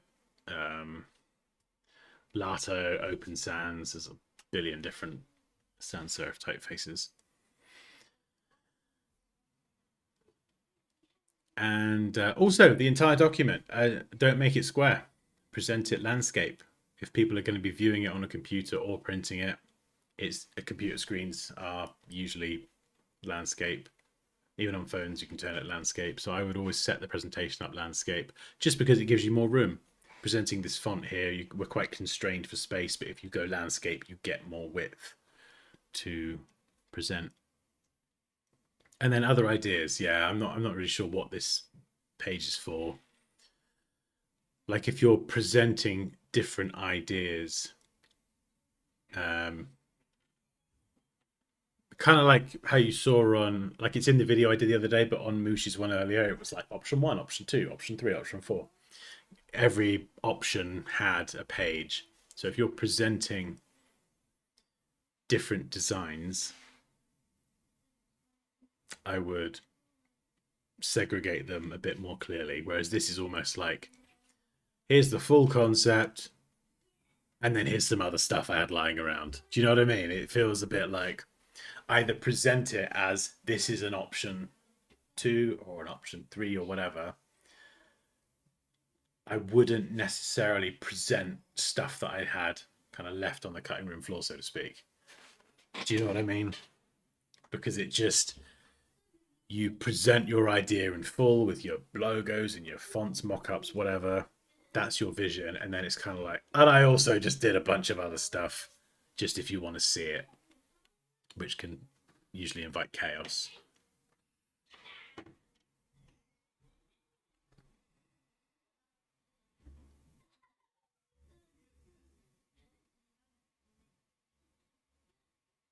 What I like to do is a page with all options on the page and then each one on a separate page. Yeah, that's a good idea. And I guess, I mean, it depends. If someone asked this the other day, actually, like if I was presenting a logo design, would I do it all in one PDF or would I do it in two separate ones? Because normally when I do a logo, I will do one design. Like if the project requires two different variations, and sometimes I will do multiple versions, but usually I will obviously work through the process, research, do the questionnaire, blah blah blah, all the other stuff that we've done, and then I will put everything into what I think is the best logo, and I will present that as the design, and then they can feedback and work from there. And if it misses the mark, then we kind of have another crack at it, unless they want to see two different versions. But I think generally I would put them into one PDF presentation just because it's simpler. But then, yeah, like sort of kind of like what Moose was saying, I would maybe separate them and then maybe have a contents page or something, or show them both and then sort of show where to jump to. So I present them as two different directions. You could separate that out and send it as two separate PDFs. Whatever you prefer to do, really.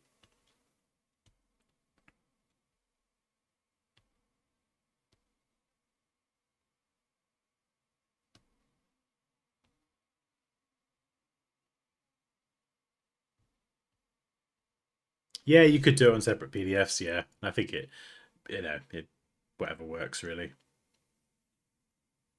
As long as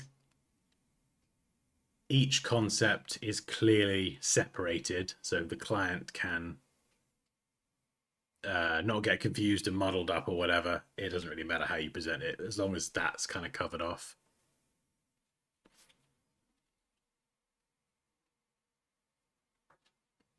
Cool. Right. Nice one, Afif. Thank you for sending that in. And I think, yeah, for whipping that up so quickly. Crazy. Right. Gonna do one more.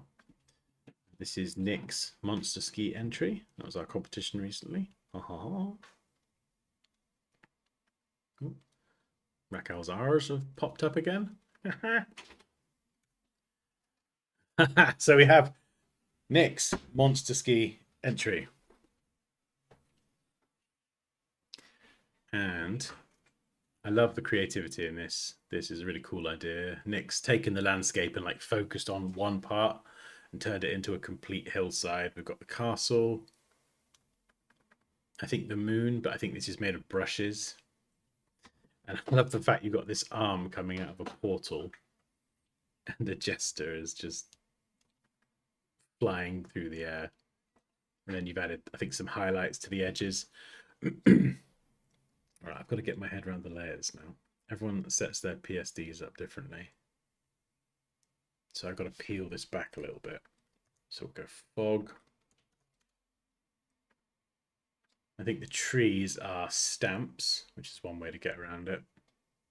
Something you could do if you wanted to make the trees more realistic, like I know you're sort of stamping them in, you could actually grab some of the texture from some of the other images, maybe even parts of the mountain, and just have that texture on top of the trees, just so it's not totally blacked out and silhouetted, but it just has a little bit of texture. It's not bark, obviously, it's like hillside, but it's going to be very, very dark. So I think you might get away with it, and it just makes it look less like a stamped black tree. And now what do we got here?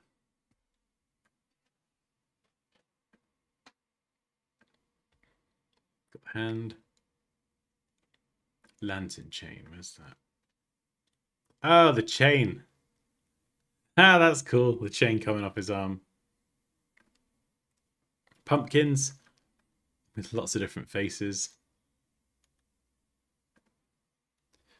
Right, so let's start taking this back. Door. Portal. So what I would do with this, okay, is I would get to this point and look at it and go, this is a cool concept. This is where I want to take it. But I feel like all of these crazy effects and everything, portals and glowing pumpkins, all the flashy stuff like that, that comes much later in the process. So I would go, yeah, like the moon lighting, I would just strip it all back. So let's, where's the moon? There we go, base moon. Pumpkins. So I'm going to take out all the glows. No glows. Door.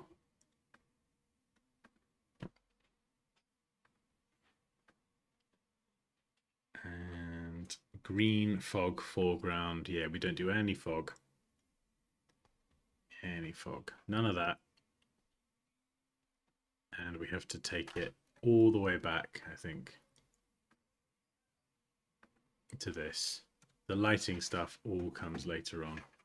So then what I would do is add a hue saturation adjustment layer, strip out the color. And this is where we balance things like exposure. And yeah, and at the moment for me, like the exposure's not balanced between the different images. This is why I always say, like, cut everything out, arrange it, balance your exposure, balance your color, and then do shadows and highlights before you get to any of the crazy effects. Sometimes you can like jump ahead and you could add like a bunch of, like in this case, like fog and glow effects and everything. You can add that in there and just sort of, it can sometimes give you a sense of where you want to take it. And sometimes I do that. I'll like throw it in there, but then I have to turn it off and be like, okay, I've got to go back and I've got to work through my process. Because sometimes if you kind of jump too far ahead and start adding bells and whistles and things, but then you're like, in this case, like the exposure's not been balanced correctly, it just creates, it makes it harder further down the line to actually try and get to a result we want, because the images aren't, there's something will look off. They won't look like they fit together. So what I mean by balancing exposure is you need to balance the shadows, the midtones, and the highlights across the different images. So at the minute, you can see the skeleton here. It's very light. The background and the castle is super dark, like super, super, super dark. And then the pumpkins are really bright. So at the moment, the exposure isn't balanced between the different images. The moon's a bit of an oddity because it is a light source. So you could keep that in there. You could hide that for the moment because it's something that will just be like a big ball of light. You could put that under lighting. So I probably would actually get rid of that now for this first part. So we're going to focus on things that don't cast any light. This is like the foundation of the house. You've got to get this bit right because everything that comes after it otherwise will be just harder. So let's go and look at the castle. Okay. So first of all, what this is here, darkening the castle, is effectively like what you're trying to do is add the shadows, but that's like step 4 in my funny little process that I use. So unfortunately, by blanket darkening the whole castle as a whole, we lose like a lot of detail. So I'm going to just bring that back actually. Let's go to the tree. These are stamped in so we can, let's have a look. Background, curves. Yeah, see, look at, yeah. So look at here, we've darkened it, but we've lost all of the detail. As soon as we bring it back, suddenly we've got more detail. That's not to say we can't darken it, but we can't just kind of just blanket darken everything with one adjustment layer. And the background, yeah, same for that one.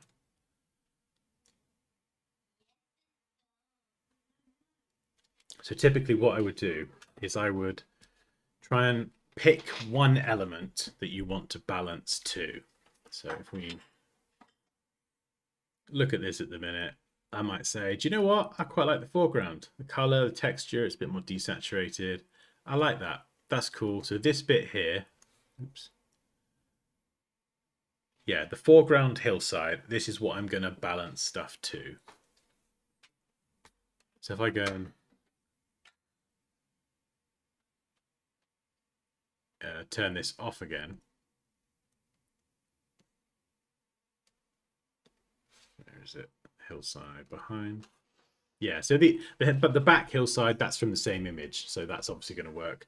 I think this is from the same image as well. So we don't need to balance the exposure here from the sky, the hill in the distance, or the hillside, because that is the photo. So we know that's correct, because that's just the way it was shot in the photo. The castle here is actually pretty good as it is. You could maybe brighten it a little bit more. So if we go to levels, we'll add a levels adjustment layer. So you can see we've got like lots of bright areas up here with the light. We could try and introduce a bit of that into the castle and just brighten it up a little bit. What something that's incorrectly exposed looks like is like this. You can see it just doesn't match, or maybe it's too dark. You can just see the difference. They don't really kind of fit.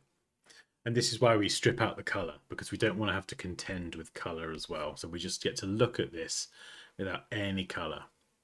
So we can sort of balance this.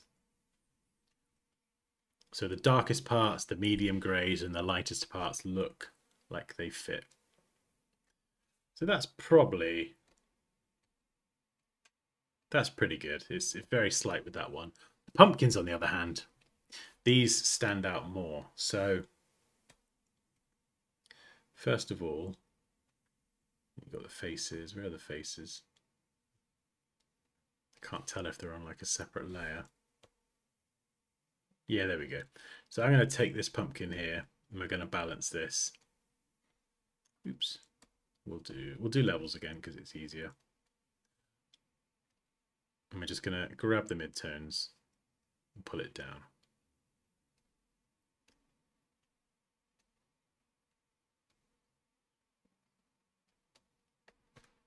You see the difference there? So here, it's too bright. And then by darkening it down, it just has some of the darker areas in it, just like we have darker areas in the surrounding landscape. So you could then apply that to all the other pumpkins as well. This is why I always like, I know I get probably boring saying it over and over again, but that's why I bang on about the process. Because it's like you can't skip these parts. And this one over here is in a different part of the image. So, oh, it's not actually been done yet. There we go.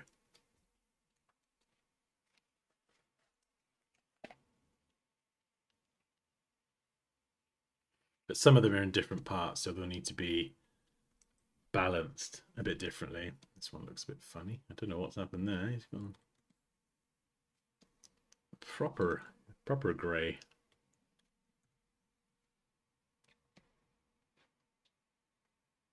And then a skeleton hand. So you could see we've got like some light greys and some medium greys, but we don't have any sort of shadows and dark greys. Oh, I've got itchy ear.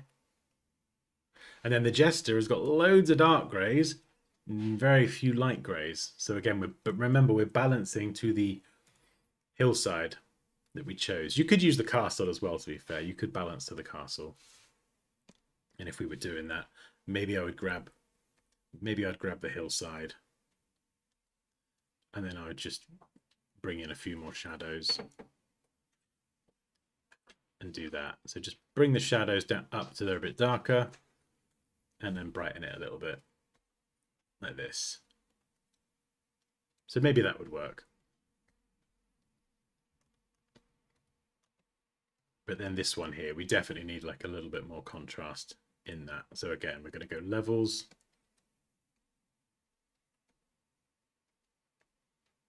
And we're just going to... So we're not adding shadows at this point. We're not adding shadows. We're not factoring in light sources. We're not trying to add any shadows or highlights. We're literally just setting the deck. We're just literally setting the board, if you like, before we even start. So then we've got, that's a bit darker there. And then Mr. Joker, Jester Face, whatever we call him. We're going to have to try and get a bit of contrast there, if we can, from the image. Yeah, it's a bit of a crazy image because it's so hyper saturated. And it doesn't have texture, so it is just a flat image. So we just have to just try and do as best we can. It's obviously going to have highlights and things around it because it's just super bright in the sky. And then this one here, this is the door being used as the portal. So again, you can see it stands out. It's not balanced correctly. So we have to add levels. And we're going to take the midtones and darken it. Now you can see that's gone too dark there. So we're balancing it to the hillside.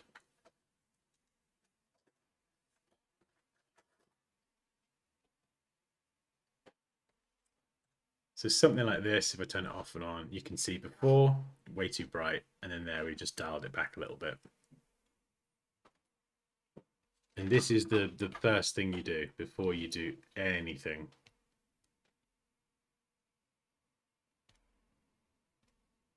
FIFA World Cup is live. 2026 draw. Oh, okay. So is that who's going to be playing against who? Come on, England.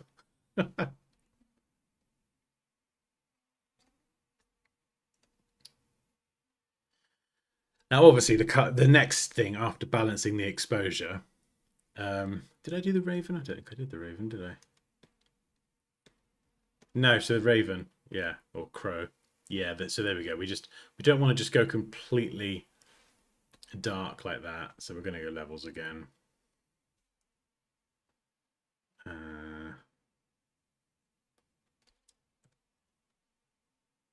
Yeah, I'll do maybe something like that.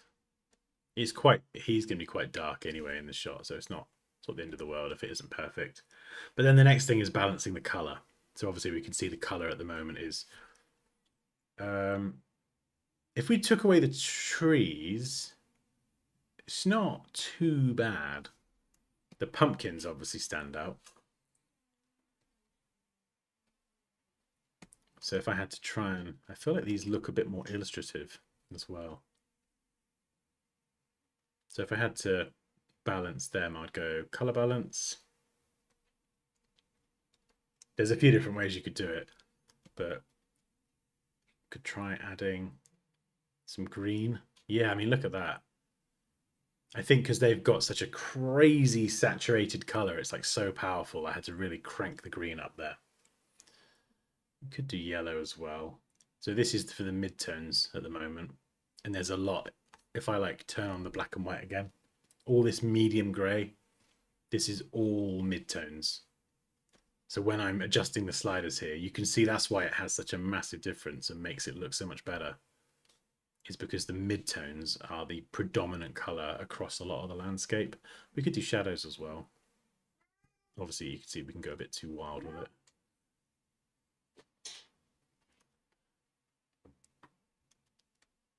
So we could do a bit of this. The thing I love about shadows, midtones, and highlights is you can just play around with the sliders until you get something that looks good. Obviously, that's bad.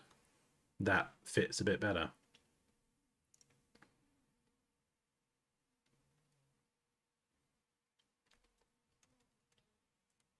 So they're very saturated. So I probably would just grab a vibrance doodah, maybe bring the vibrance down a bit.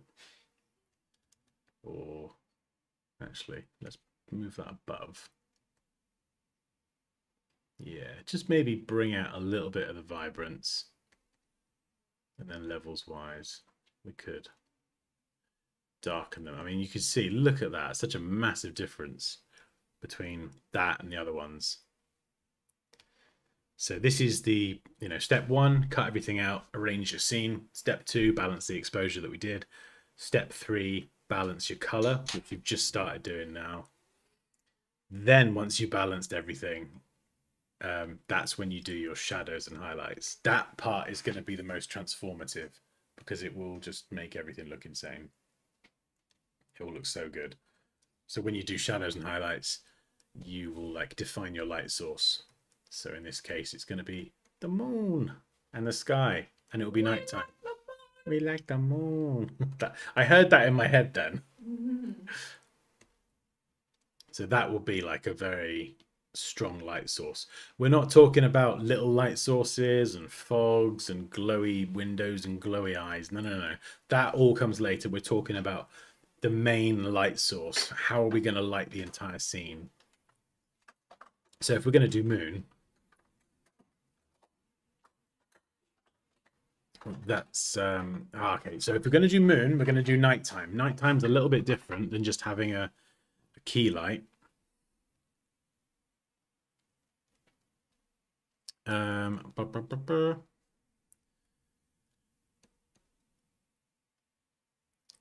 if we're going to go nighttime, we need to go nighttime first of all. So, there's a few different ways we can do this. Color lookup can be quite useful because they have a nighttime one. So you just go nighttime, and you can see that does get you a good chunk of the way there. That you can do it manually as well. Effectively, what happens at nighttime is, if we walk through it logically, you see a lot less color. You can still see color at night, but it's a lot less. So we desaturate, and then what have we got? Curves. Well, curves at nighttime it's darker, isn't it? So things become harder to see. So we can bring down the lightness. And then how are we going to do the blue? We could do it in curves. Maybe we could do it in curves. It'd be up, wouldn't it? And then go back to this. No, I think I might do the blue. I think the blue aspect has a few different ways. You could do color balance. You could just do it in hue saturation, actually. Colorize. We'll go blue. Not full blue. So you bring down the saturation.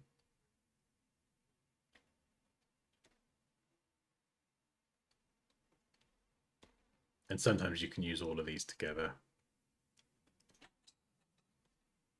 So the color lookup is kind of like a preset that does get you a chunk of the way there. And then once you've got the blue effect, then you could go and do curves.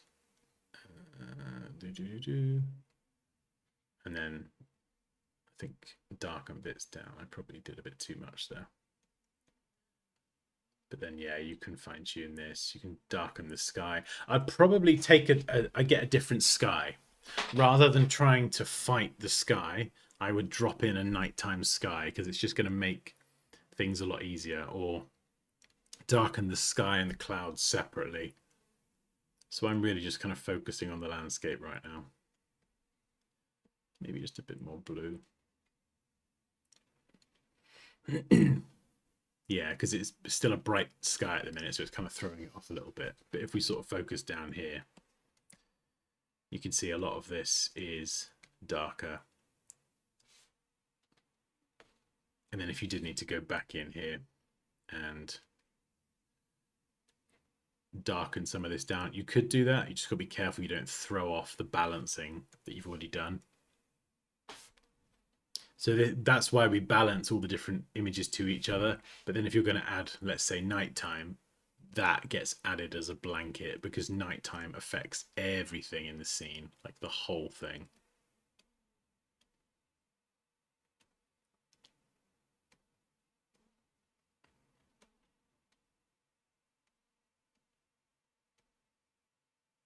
Yeah, that's way too much.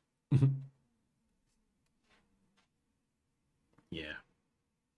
And then you can start adding shadows and highlights and bits and bobs. So if I were to go back to the castle, you know, just using this one as an example. Let's go exposure. Drop it all the way down. And then I'm thinking, all right, we've got the moon. That is like the dominant light source. Where is the moon gonna reach? It's gonna catch the roof, obviously. But then down here, probably not so much. Definitely not here. A lot of here. Oh, hang on. Soft brush, please. And we can add more shadows here to kind of make this even more rounded. You know, there's little bits in here that it's probably not going to catch. Down here. So we're just thinking, like, where's the moon? Where the light from the moon? Where is it actually going to reach? You know, it's just catching this edge here. So we're darkening certain areas down very strategically rather than just blanket darkening. Never do blanket darkening unless it's something like with the nighttime where it is affecting everything. If we're talking about, you know, highlights and shadows and things, the light from the moon is not going to just be cast consistently across every angle of the building. We've got to think about it three-dimensionally. So you see here, I've darkened this area because it's going to catch on the roof a lot more. So if I just go ahead and speed run this really quick, obviously please don't rush this. I'm just speed running it just to kind of show the technique. And then I don't know, maybe we could do some more darkening down here, and then we would do maybe another one for highlights. So we're going to go the other way.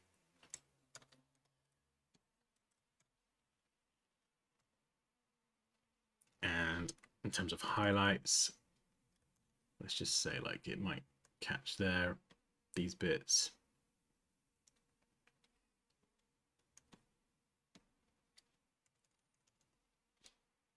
And this is hard. Like, don't get me wrong. This is actually hard, this part of the process. Shadows and highlights. Balancing exposure and color is a lot easier. Shadows and highlights is not easy. So if you are just getting started at this, please know that it is hard. It's not easy, but it does get easier. The more you do it, the more easier it gets. Like I might be making some of this look easy now, but you've seen the wolf example, hopefully. Like I've been through the shit, and it is hard, but you just got to stick with it. And if you're thinking, what the hell is this guy doing? Like I cover all this in my Photoshop courses. Like, I think I do it like multiple times. It's just so important, especially that first part of the process with the balancing and everything. Yeah, let's just go across. So these are like sort of more like harder edge highlights. So if you turn them off and on, see the difference? And then what you could do is do a second layer. And then what we'll do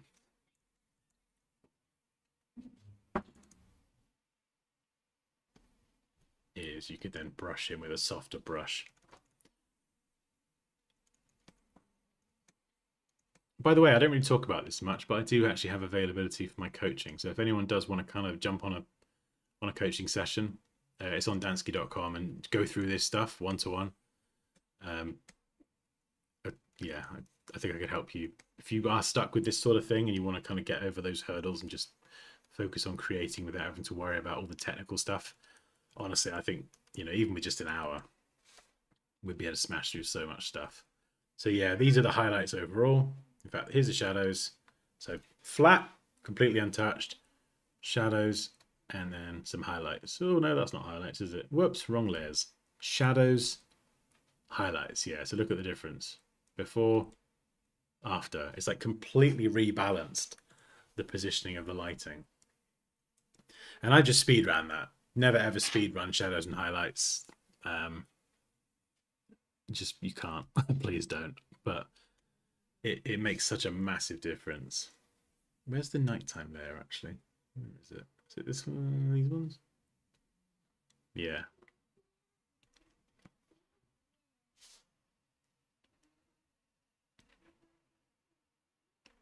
Nice and moody looking. It's quite fun doing a nighttime comp. Yeah. It's it's harder and it's easier in some ways because you kind of have the nighttime blanket blue darkness over it. It does sort of make it easier to blend certain elements, but then obviously to have it be visible so you can even see anything, you've got to have a big prominent light source, like the moon in this case, which then means you've got to do all the lighting for it, which then makes it harder. So it's kind of a trade-off.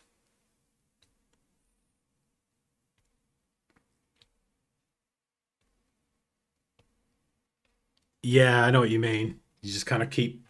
It is the sort of stuff you could just keep tinkering about with forever and ever.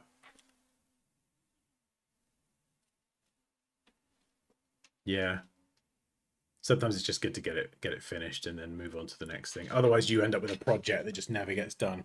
What I would definitely do to practice these core techniques and get more familiar with the process of cutout, balance, exposure, balance, color, shadows, and highlights. Take this entire scene, strip out everything except the hillside, and then get a picture of a basketball or a football and just dump it in the hillside. Embed half of it in the hillside, or an alarm clock, or a camera lens. Just or a mug. Take a random object, stick it in the hillside. So you've got the hill, that's your one image, and then you've got the object, that's the other image. And then practice with just those two, because once you can composite two images and you've got the process dialed down, doing like 10 images is the same thing, just more. So that's what I would definitely recommend, is just kind of practicing compositing two images, two images, two images, two images. And then it's the same process, but just kind of longer and more drawn out. And the more images you have, the more shadows and highlights you have to repeatedly add. But it's just, yeah, doing just two images enables you to kind of really nail the fundamentals down. And then once you've got them down, it just makes the whole process of doing something more complex a lot easier. So what you're doing in terms of the creativity, the idea, like you can see it a lot easier now. It's brighter. I love the composition of the way you've merged two different hillsides and the castle kind of off center, and you've got the moon. I love the composition. And this is the case with a lot of people, and I went through this myself. You got the building blocks all there. You just got to tweak things and jig things around a little bit, and then just sort of stick to that structured process for the early part. And you'll be amazed at what a difference it makes. Yeah, if anyone does want to book a coaching call and jump on it and just go through it on your projects and kind of walk through stuff like this, give me a shout, because it'll make a massive difference. Yeah, exactly, Raquel. Yeah, just go with two. Practice with two.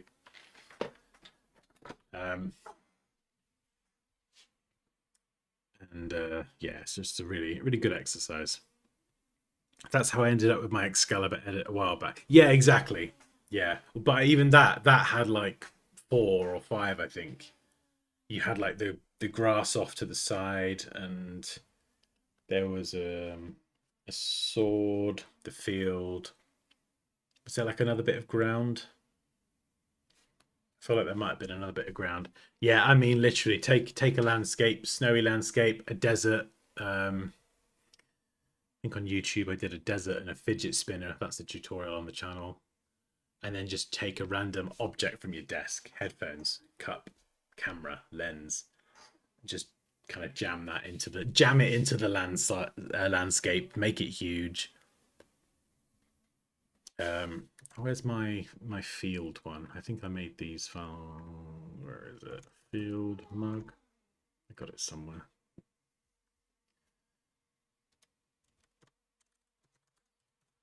I've probably lost it. It's on my computer somewhere. Project field. There we go. Yeah. This is kind of my practice folder. File. Yeah, there were rocks and stuff added. So yeah. What I mean is just literally just two images. No more, just two. Otherwise, you'll be called a cheeky sausage. And nobody wants that.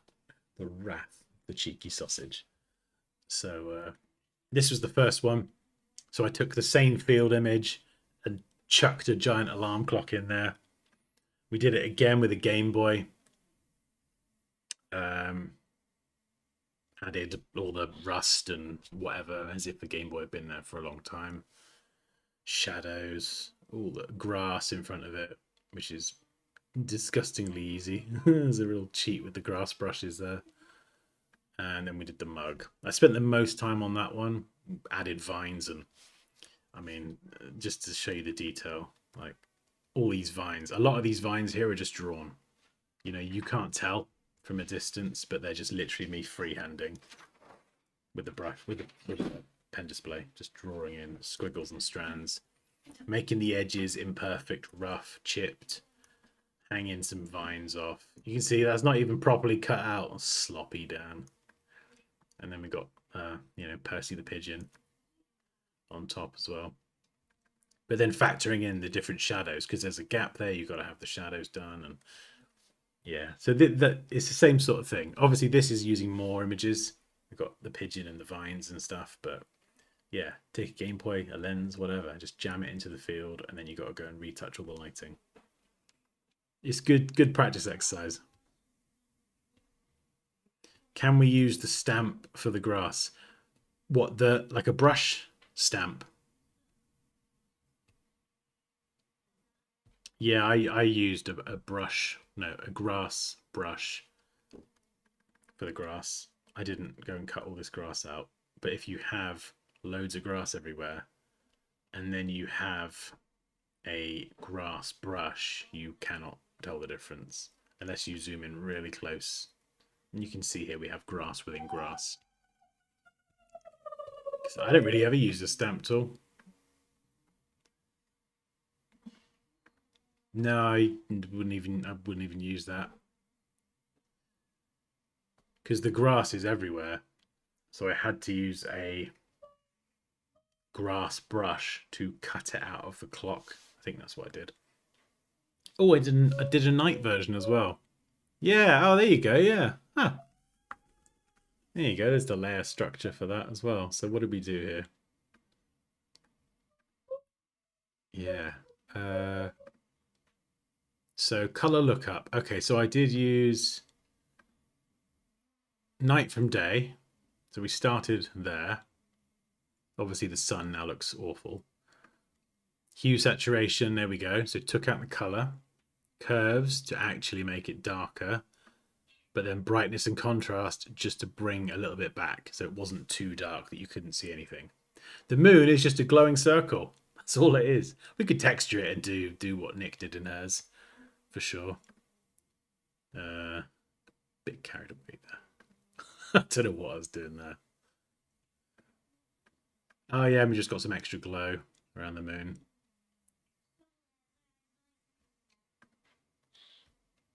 But yeah, it's quite easy to do night from day once you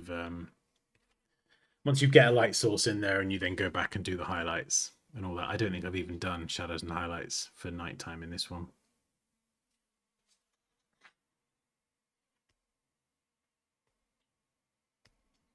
I just found a design I made 15 years ago, way back in college. It's atrocious. Oh my goodness. I want to see that. Yeah, honestly, Nick, just two images. But the reason I said basketballs or footballs, they're really good starting examples because they're round. So they're very, very simple. If you've got something super complex, like, you know, if you want to take a pair of headphones and jam them in, obviously we've got lots of different angles here, which means we've got lots of different considerations for highlights and stuff. Whereas a ball is round. So it gets you familiar with kind of brushing in the shadows on one corner. Like if I just show you with this example. So spherical things are like a really good starting point. That's not a circle, Dan. That's not a circle. So imagine this is going to be what will be your football or your basketball or your thing that's round. We can add an exposure adjustment layer like so. invert it. And then we've got our moonlight source. And so it just gets you familiar with the process of using shadows. Like here, we can use it to create depth and round it off. So we're going to add our shadows there. And then we're going to try and do highlights. It doesn't really work with a solid color. So instead we'll use white.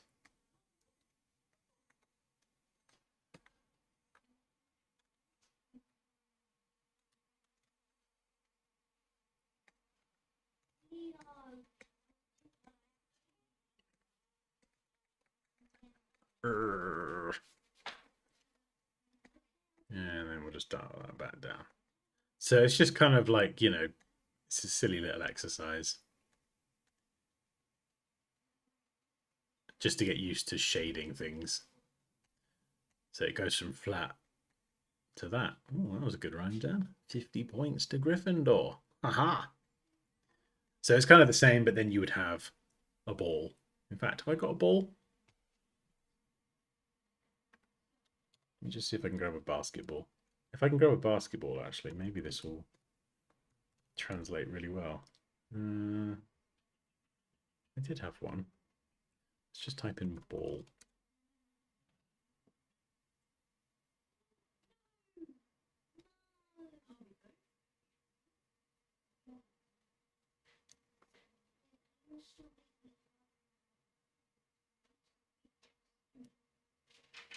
Oh, I've got to go. Louisa's outside.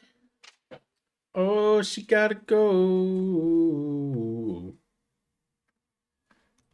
This might work. We'll give it a go.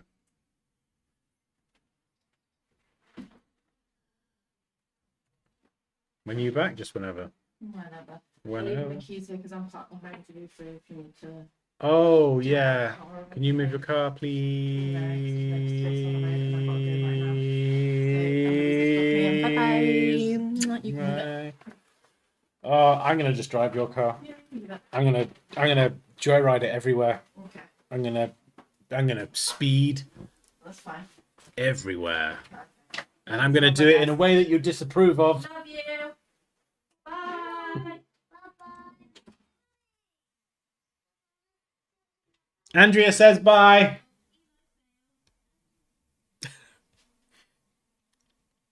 Yeah, so same thing here. You kind of see. Doesn't matter whether it's a flat shape or a ball. Flat, rounded. Obviously, I've just done this very quickly. But it's the same sort of thing, just with a lot more time and care. Everyone says bye, Poppy! Everyone says bye! She says bye! Bye! That's what she says. Don't forget to feed the kids. Oh, she's come back. Bye. Oh, she's watching. Love you. Yeah, bye. Go on, get out of here, bloody rodent. Like she's gonna see that and give me shit later on. Oh, I'm in trouble. Post it in the Discord. Where's the Discord? Bridgeport Township, Parks and Recreation. Let's have a look. I mean, I think as far as first designs go, that's not bad. You know, we've got an illustrative style. We've got the bike and the bench kind of in black. This is black and white as well, so it fits. The text fits the space. The font choice is interesting. But even this bit here, it kind of fills that space nicely. You know, the letters aren't crashing into each other and it's not like they're touching the edge. I think it looks all right. I'll probably change a few bits, sure, but I like the bike. That's cool.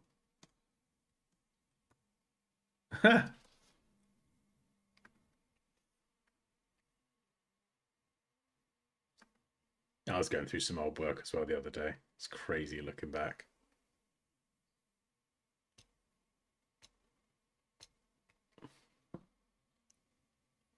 Oh, hang on, hang on. Is there another one? And balcony. Hang on, let's open this up.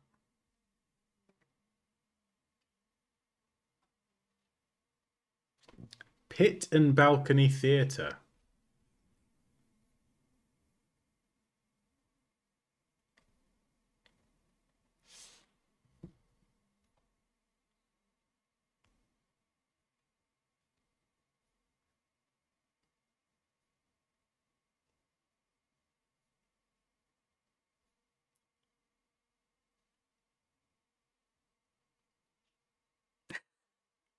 Well, it's funny, isn't it?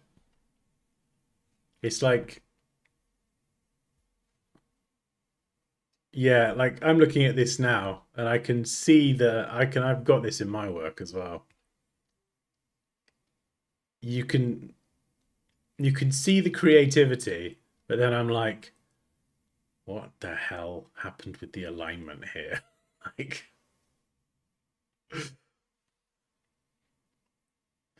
this is wild.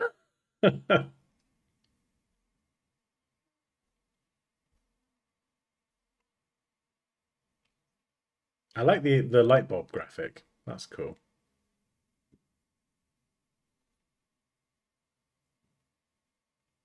It's funny, isn't it? Yeah, it's pretty wild. Yeah, I mean, this is some insane text wrapping going on here. And I used to do this as well, like force align everything.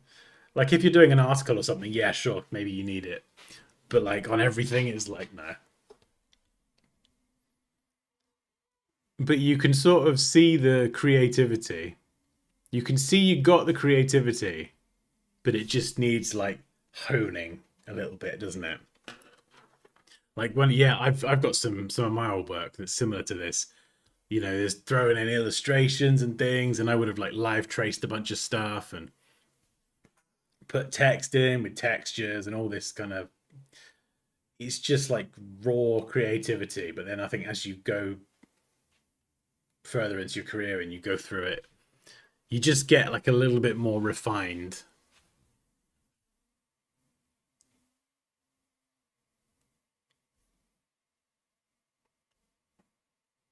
Even like the colors and stuff. Some of these are okay. That one's okay. That's kind of cool. You can see that there is like a palette there.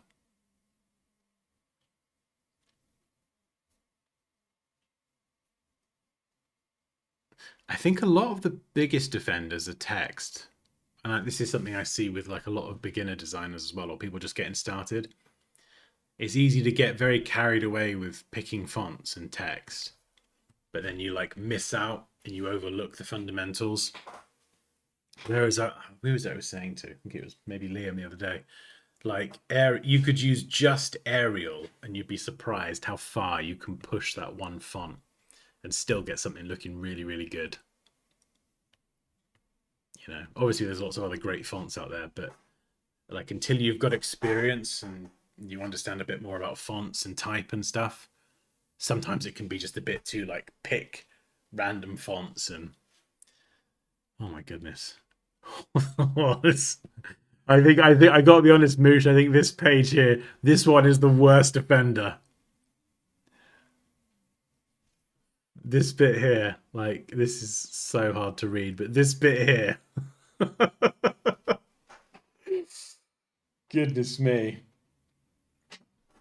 You're like, it needs texture in the background.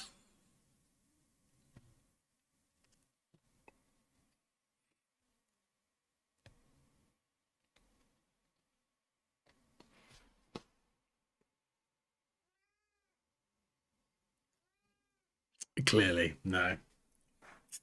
Come on, come on. You're gonna sit there and meow. I'm gonna cuddle you.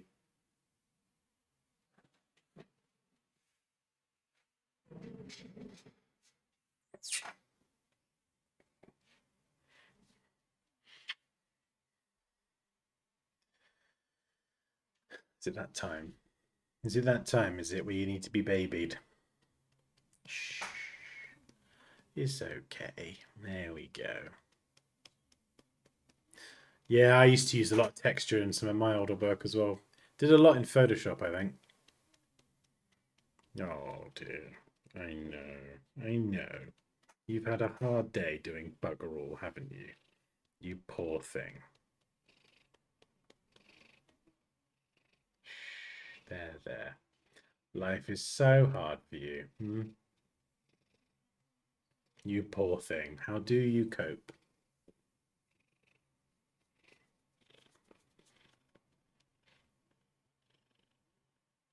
Just excuse me while I console the cat. He's had a hard day of doing nothing. What have you actually done today apart from sleep and eat and meow? Hmm? Probably nothing.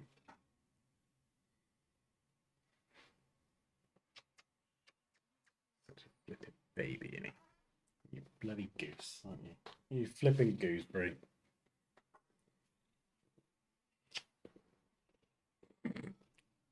Oh, he's a funny little chicken, aren't you? You funny little chicken. You a funny little donut.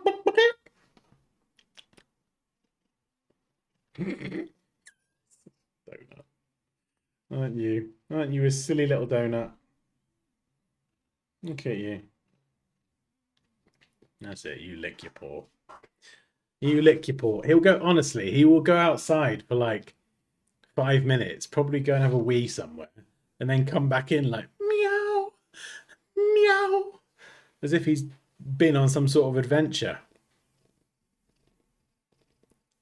We talked about taking a break an hour ago. I had my break. Hey, I had my break. We got to enjoy some of my fine guitar playing skills. That's all the break I need. Although, actually, I need some food now. I need food. It is time for food. We could eat you, Crumble. We could eat you, couldn't we? Because you're so delicious. You big flump.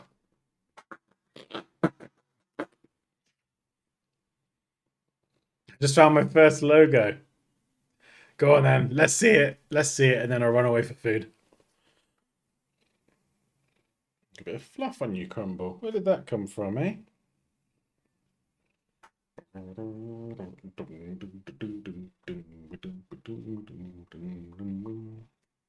Discord, Discord.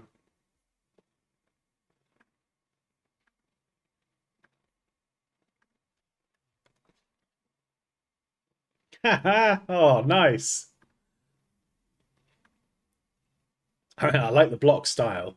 The Michelle Thiers, that needs to a little bit. But I like how it spans the width of the box. Oh, that's so cool. I shared mine the other day, the Dan logo. I don't know if it's my first, but it's definitely one of the first ones I remember. With the hair. Added hair to the letters.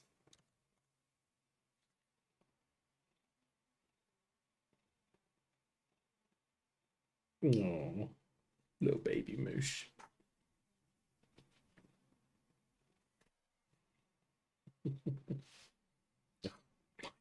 God, what is this thing? What is this big furball, hey? What are you?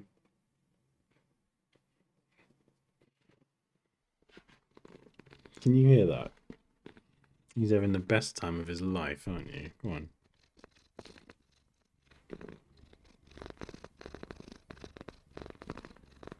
If that's not relaxing, I don't know what is.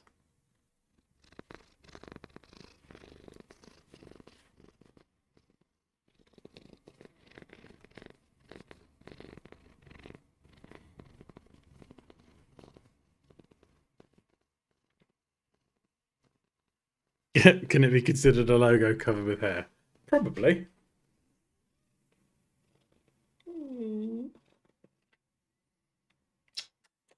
Oh, he's such a baby.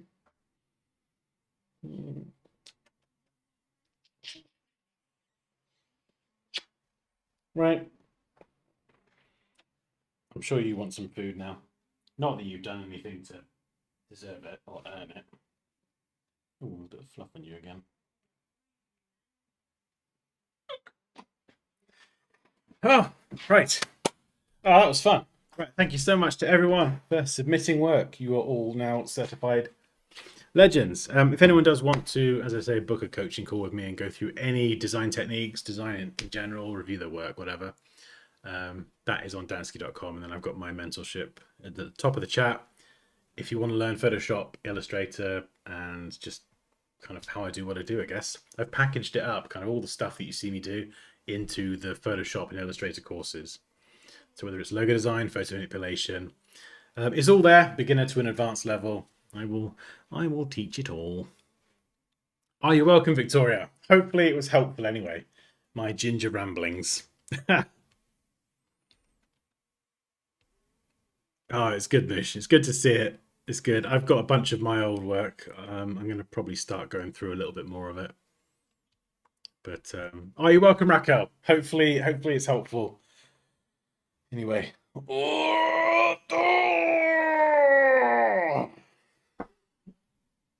You're very welcome. Thank you, Nick. Yeah, we can do more of these. We can do more review streams. I like doing these. They're always fun and hopefully helpful. But just keep piling the work into the folder thing. I've probably got enough to do another design review, but then I'm caught up. So I will go through and I will delete the old threads. So you got to keep feeding me work. Keep feeding me work, and I'll keep talking about it. Oh my goodness. Amazing. Right. Have a lush weekend and evening. Not in that order.